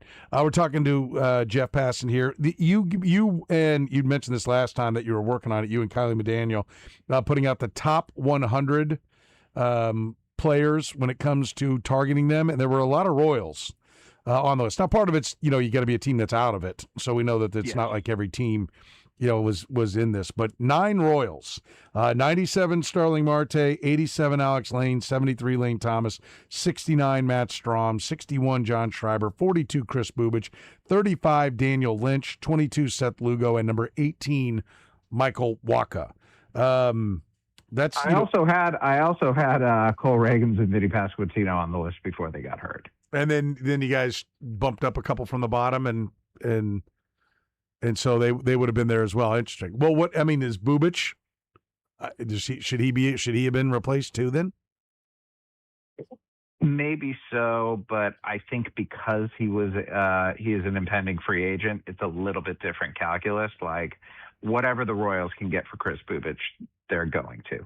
As long as even I think he's going to be back, right? But even if he's not, I still think there's a real possibility that he could get traded, and not for much, but I don't think the Royals are planning on giving him a qualifying offer at this point. Right. Just because of the injuries over the last 2 years. So you're going to try and salvage as much as you can get. Does him being hurt maybe create a path to him being back, right? Before it was like he needed to be great to where, but not too great to where they wouldn't mind giving him a $21, $2, $3 million, whatever the number ends up being for next year deal, but not so great that it was a no-brainer to turn it down and walk away with a team knowing that, fine, we'll give you the draft pick because he's that great, right? That was where it was. But now could there be if he's not healthy, a 1 for 5 plus or whatever the number is. Don't hold me to the 5, but 1 for a base amount with some incentives on a prove-it deal, and he could be back next year. Does that open that door that maybe wasn't there beforehand? Yeah, it does. The problem with deals like that, Seren, is that when it comes to the 1-year market for starting pitchers, for a guy who's done what Chris Bubich has done, the market tends to be around $15 million, even if he's been hurt. Just because if he's not, $15 million for 1 year of a guy is an incredible deal. And the Royals, I just don't think that they play in that sandbox where $15 million for a 1-year pitcher is something that they would be willing to do. So I would be surprised if he does, in fact, go down that 1-year path, if the Royals were in at that price. But I've seen weirder things. Wasn't that where they were with the Wacha and Lugo deals? Yeah, but those were multi-year deals, right?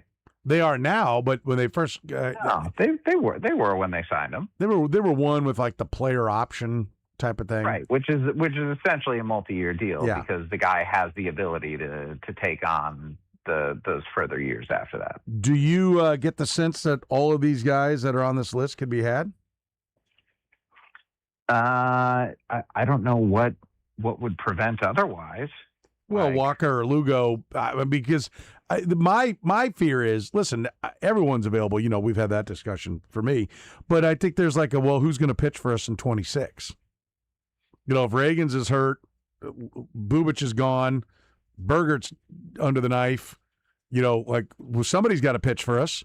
Like, so I can see them being hesitant, you know, to move a Walker or Lugo because they're like, well, we need them next year. And we don't want to go out and pay the free agent rate now. Yeah, I get that. I think it just is going to depend on the market, right? Like if the market has a lack of starting pitchers and teams really feel like they need a veteran starting pitcher to eat innings, stabilize their rotation, and is good enough and has postseason experience, then Seth Lugo and Michael Walker are two awfully good possibilities. They are. And Daniel Lynch is a good reliever because he's got control as well. So he would bring back a decent return, wouldn't he? He would bring back a very strong return, yes. Where Schreiber and Strom are not going to bring much. They're both hurt, by the way, but they're not going to bring much. Everyone's hurt, aren't they? For the Royals, yes. It's unbelievable. Like, I mean, thank God it's not bad with Bobby Witt. Like, Schreiber's not hurt. I'm sorry, he's not hurt. Of the rotten cherry on top of this season, it would be Bobby Witt having some sort of long-term injury. But it seems like he's going to be back this week. Yeah, that's the hope. By the way, are they mismanaging that by not just going ahead and putting him on the IL? I mean, even if but he might be eligible. He might be ready to come back after 8 days and not 10. So what? Where are you going this year? Why mess with it? When it comes to that, there are situations where guys' injuries do get mismanaged. I think it is way too early in the process to suggest that would be the case, particularly considering that it looks like he's going to be back soon. Does Vinny coming back, is any trade value that Vinny Pasquantino would have, even if he comes back before the deadline, pretty much gone because the hammock bone usually robs you of your power for at least like a year? Yeah, I mean, that's and let's not forget, this is the second hand injury he's had. He had one back in 2024 during the playoff run. So I'm not saying that this is recurring or anything like that, just that, guys who have had multiple hand injuries, it tends to be the sort of thing that could scare a team off. And the Royals are going to want a lot back in return for Vinny Pasquantino. They're not going to sell low on him. That's the thing. He is not having a good year this year. Nobody's frustrated about that as he is, but it just doesn't make sense when you're a team like the Royals in a market like Kansas City to have a cost-controlled guy who you sell when he's at his nadir in value. Those are the guys that you wait until they're at their peaks to sell them, and it's painful. Looks like you're just a saloon door that's swinging in and swinging out. Guy walks in, guy walks right out. But doing so right now, I think, would go against the philosophy of what the Royals are trying to accomplish. And even though it opens up a spot for Jack Caglione at first base, I still think in the end the Royals are a better team with Pasquantino at first and Caglione at right. Why?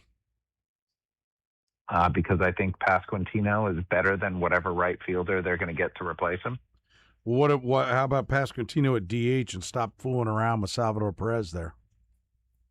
I could see that. I'll go you a step further. Did you lose your mind the way I did when Vinny Pasquantino went down? Salvador Perez played first and Caglione played right?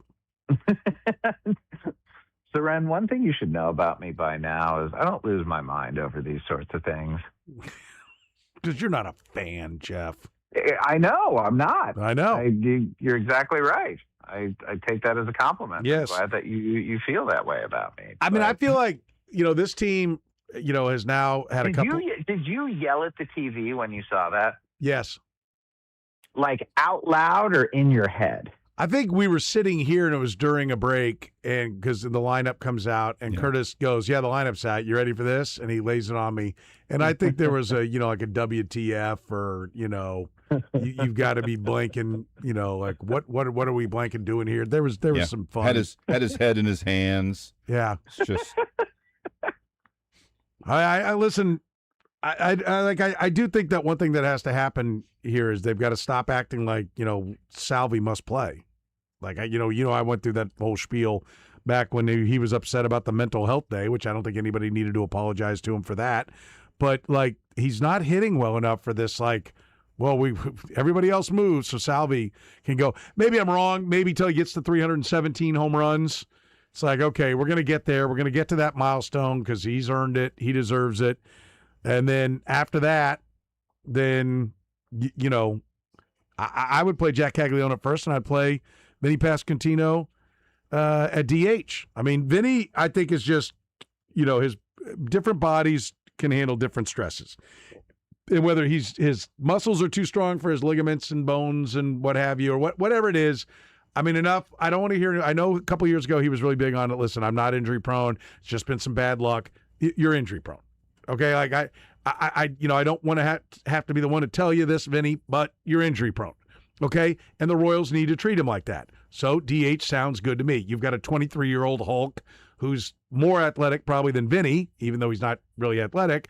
So let him play first base. Same thing, Salvi. You take a rest. You take a breather.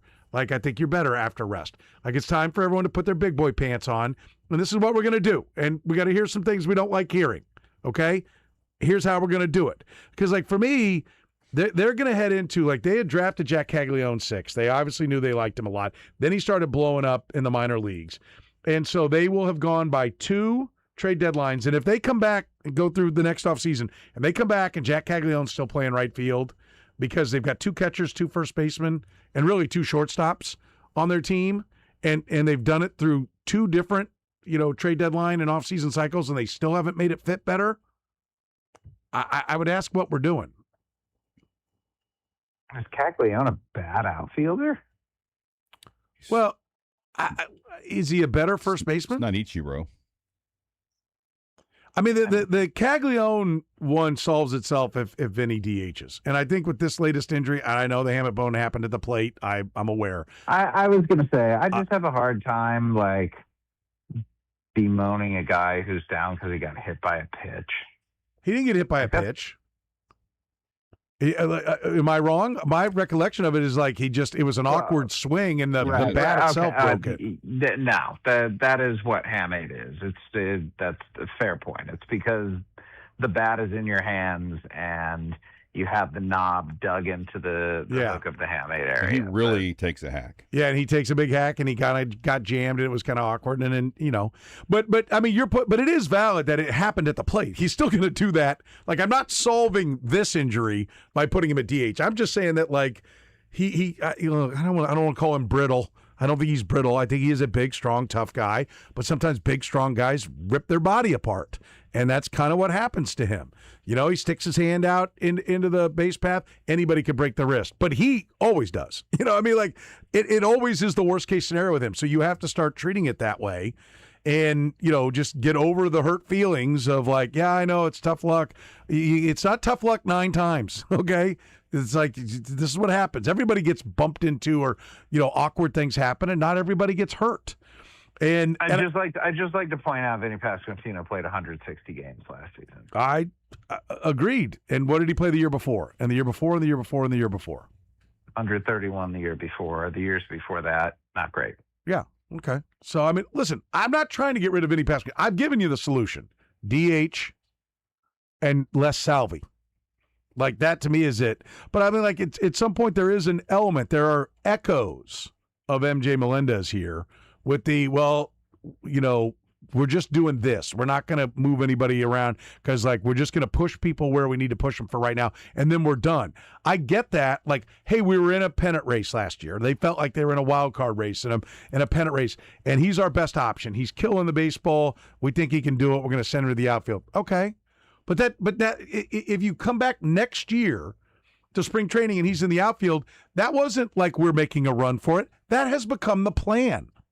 and it shouldn't be the plan, right? What are you doing? What are you doing with Salvi? By the way, he's got one more year after this season under contract. Is he just your backup catcher, and you're playing Carter Jensen for 120 games, and Salvi gets the other 40 with some DH spots here and there? Yeah. All right. I mean, yeah. I mean, that's where I think it needs to go. I mean, I think we're here to win baseball games, right? Do you think politically it can go there? Well, this is why I stated all along that if you sit down and you do an extension with Salvador Perez, part of the conversation has to be you're not going to play as much. And when we tell you you're going to play, that's when you're going to play. And I need you to be a leader in that clubhouse. And that obviously didn't happen based upon how we reacted to that Matt Quatrero comment. And I think it needs to be like, hey, you're coming.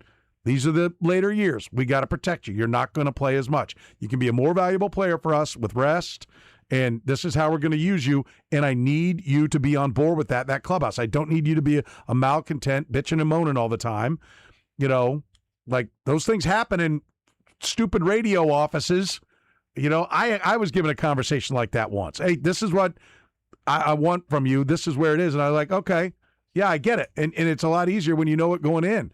But there's, you know, he doesn't warrant being played every single day like he's – first of all, the math guys will tell you they've always played him too much because he swings way too much. And, you know, are you an analytical team or not? You're on a roll here. I just didn't want to interrupt. I knew that's what it was. Well, thank you. Well, thank you. I mean, it's listen, I got less rub with the Michael Garcia, but as Michael Garcia, you know, first of all, he's not having the year that he had last year. Now, hopefully he finishes well, but the year he had last year was a good third baseman year. It was his Gold Glove defense that made him really valuable, and that defense will fall off. It always does. And then now you've got a guy that you've got a subpar offensive third baseman.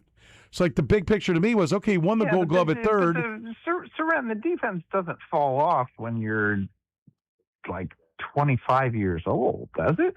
Not when you're 25, but it will eventually. And to me, like, his value, the way I would have viewed him is he's won a Gold Glove at third. So now I sell him as a Gold Glove shortstop. And the bat really looks good at shortstop, but he's not playing short for us. And so I feel like he would have been worth more as a trade piece than he is actually playing over there at third base. I think he would be worth more as a trade piece under the contract he's under right now than he would have with either. So, yeah, are there teams out there that would love to trade for Michael Garcia as a shortstop? Absolutely. But again, I think your resistance to each one of these things I've said is 100% warranted, is the kind of pushback that they would have there, but I don't think you can have resistance to all three. That's my thing. Is it's this is still kind of Dayton Moore-ish. Which are the three? Garcia, Caglione, and Salvi? Yeah, like the two first basemen, two catchers, two shortstops. I mean, and especially with the catching, you got more catching on the way. Yeah, they got two guys that probably should be moving off high A to double A right now. Yeah, the Salvi stuff is the real problem to me. I have no issue with Pasquantino at first and Caglione in right field.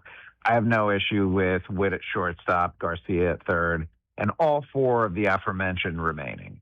But Salvador Perez performing the way that he is, Seren, and the Royals having a superior, and we can say that now. I think Carter Jensen is right now a superior choice at catcher to Salvador Perez.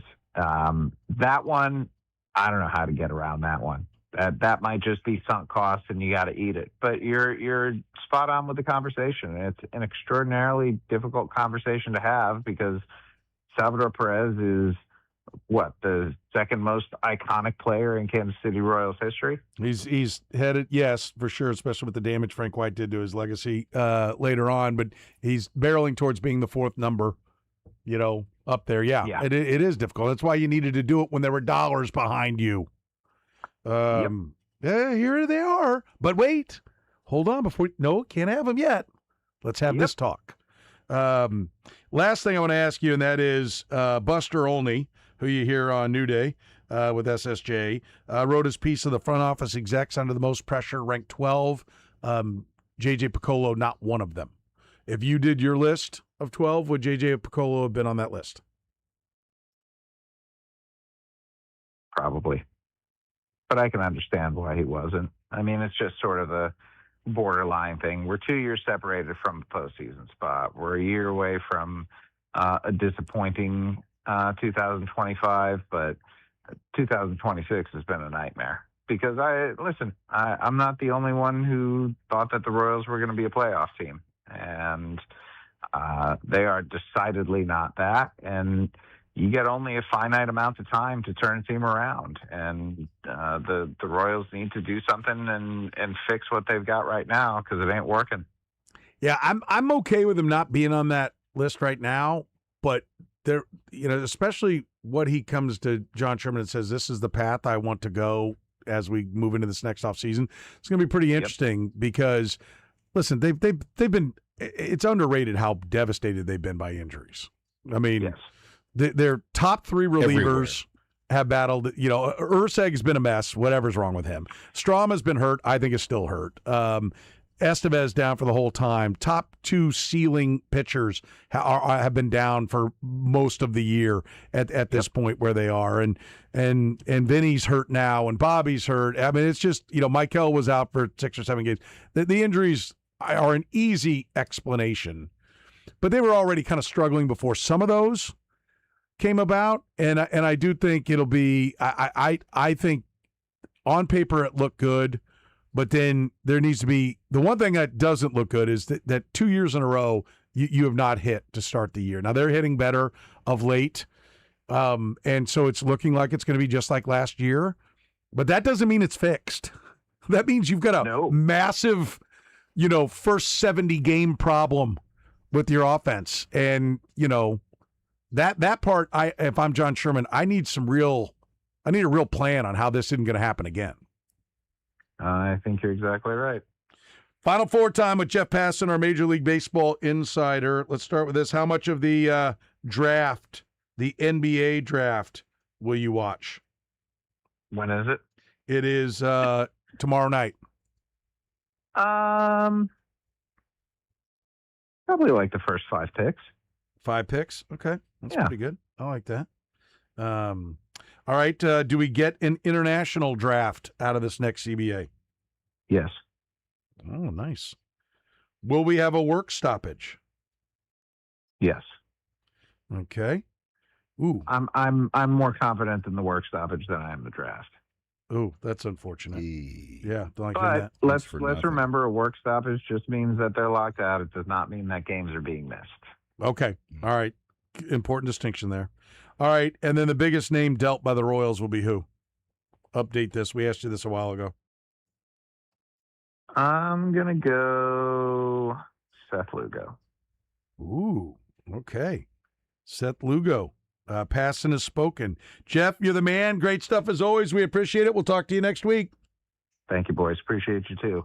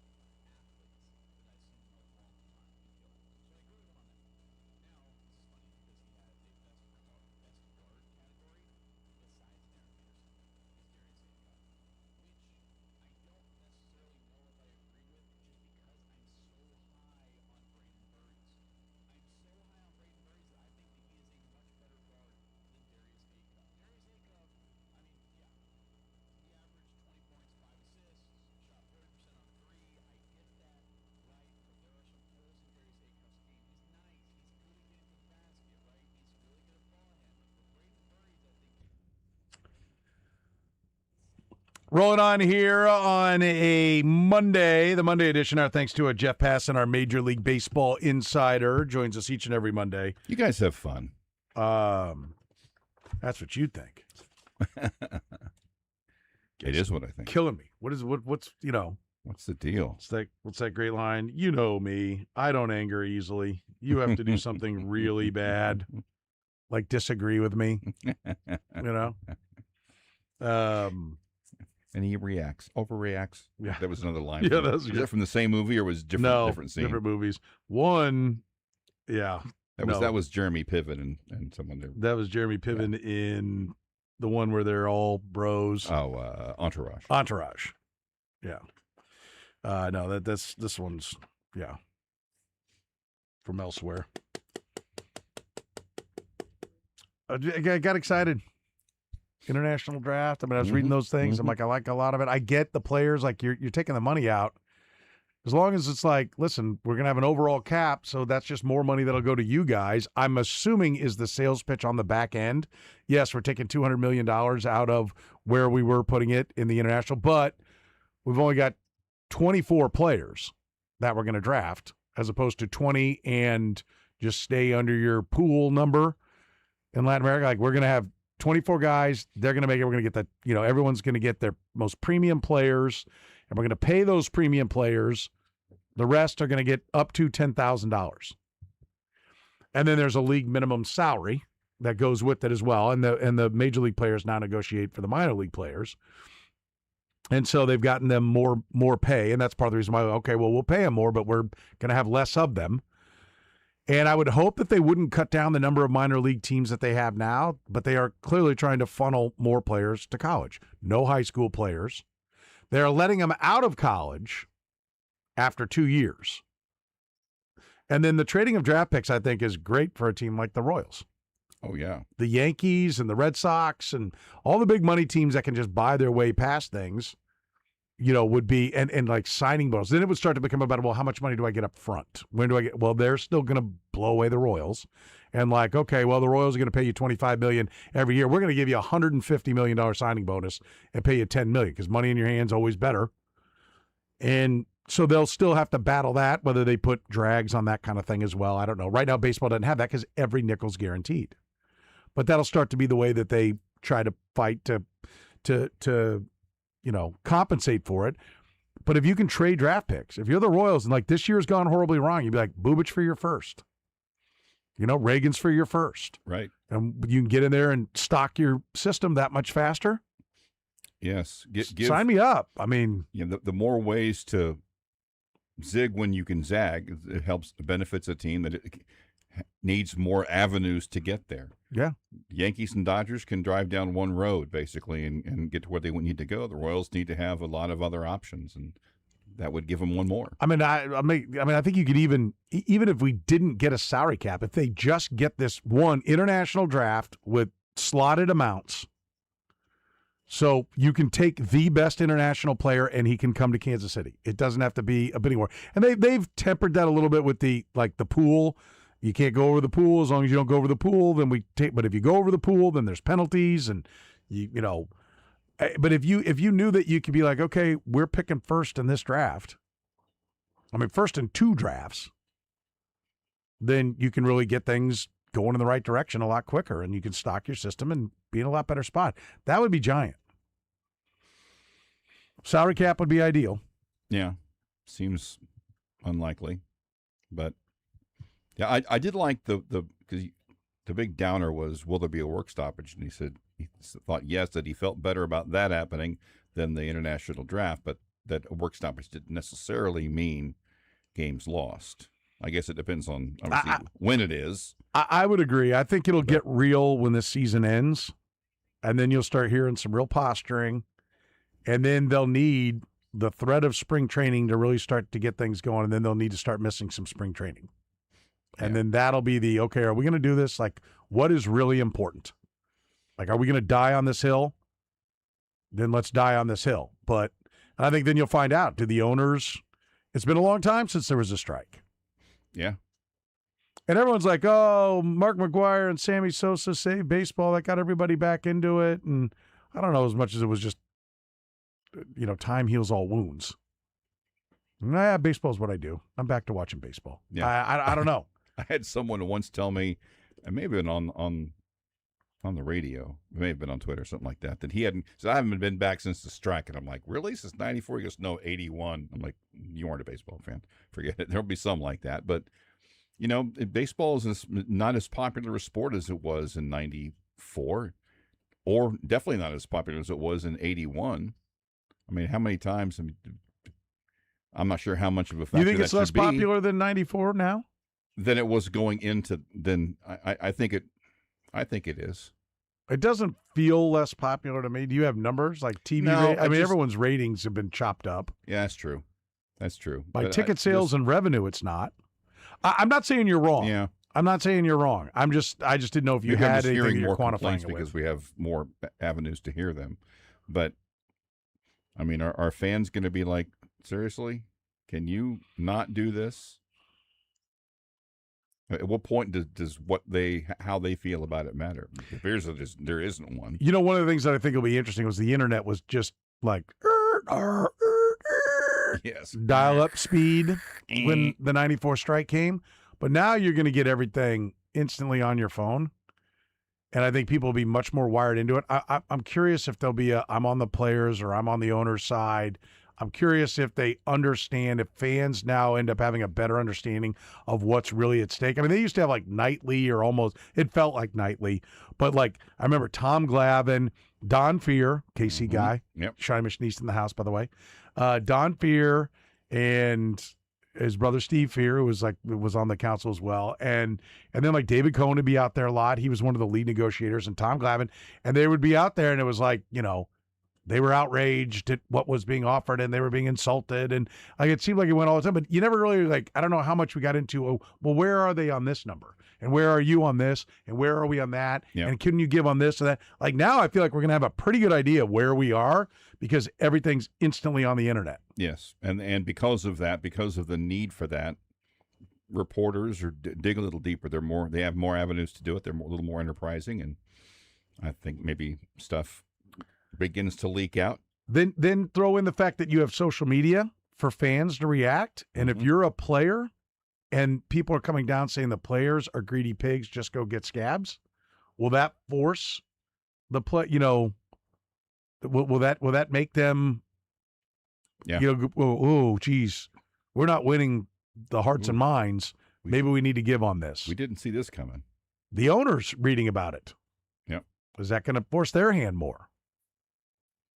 I feel like I know, like, it's '94, it's 30 years ago, so none of these people will get their nose bloodied, or none of these people had their nose bloodied the last time.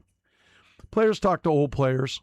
We talked to Jeff Montgomery. I remember talking to him about it and what went down. I was doing a radio show with Brian McRae when it happened. I was very much, in touch with what was going on because Brian was very outspoken. It's one of the reasons why he and David Cohn were traded immediately by the committee. Yeah. Like right after it was over because they were both very outspoken for the player side of things. But I do feel like the owners, they were, John Sherman readily remembers the '94 strike. Bobby Witt heard stories from his dad. Yeah. Okay. And so I do think that the owners, I don't think I'm not going to say it's going to make them more likely to make a deal or less likely to make a deal, but I will say this: if they go down a road, I think they're more equipped to understand where they're going and be more likely to dig in. Like if I think anybody caves on this time, I think it will be the players. And I think the players outlasted the owners last time. The owners caved because they were talking cap 30 plus years ago and they didn't get it. And so if they go for it now, John Sherman was a baseball fan and watched what happened. I don't know how many players were conscious, or their conscious self when it happened before. The owners will have a better, and if it goes to hell in a handbasket, or if they go down a road and lose, then they're just dumb. They're just a bunch of trust fund babies, or however they made their money, one-trick ponies, because they will just be dumb if they go down that road, because they're old enough to have seen it and know what happened.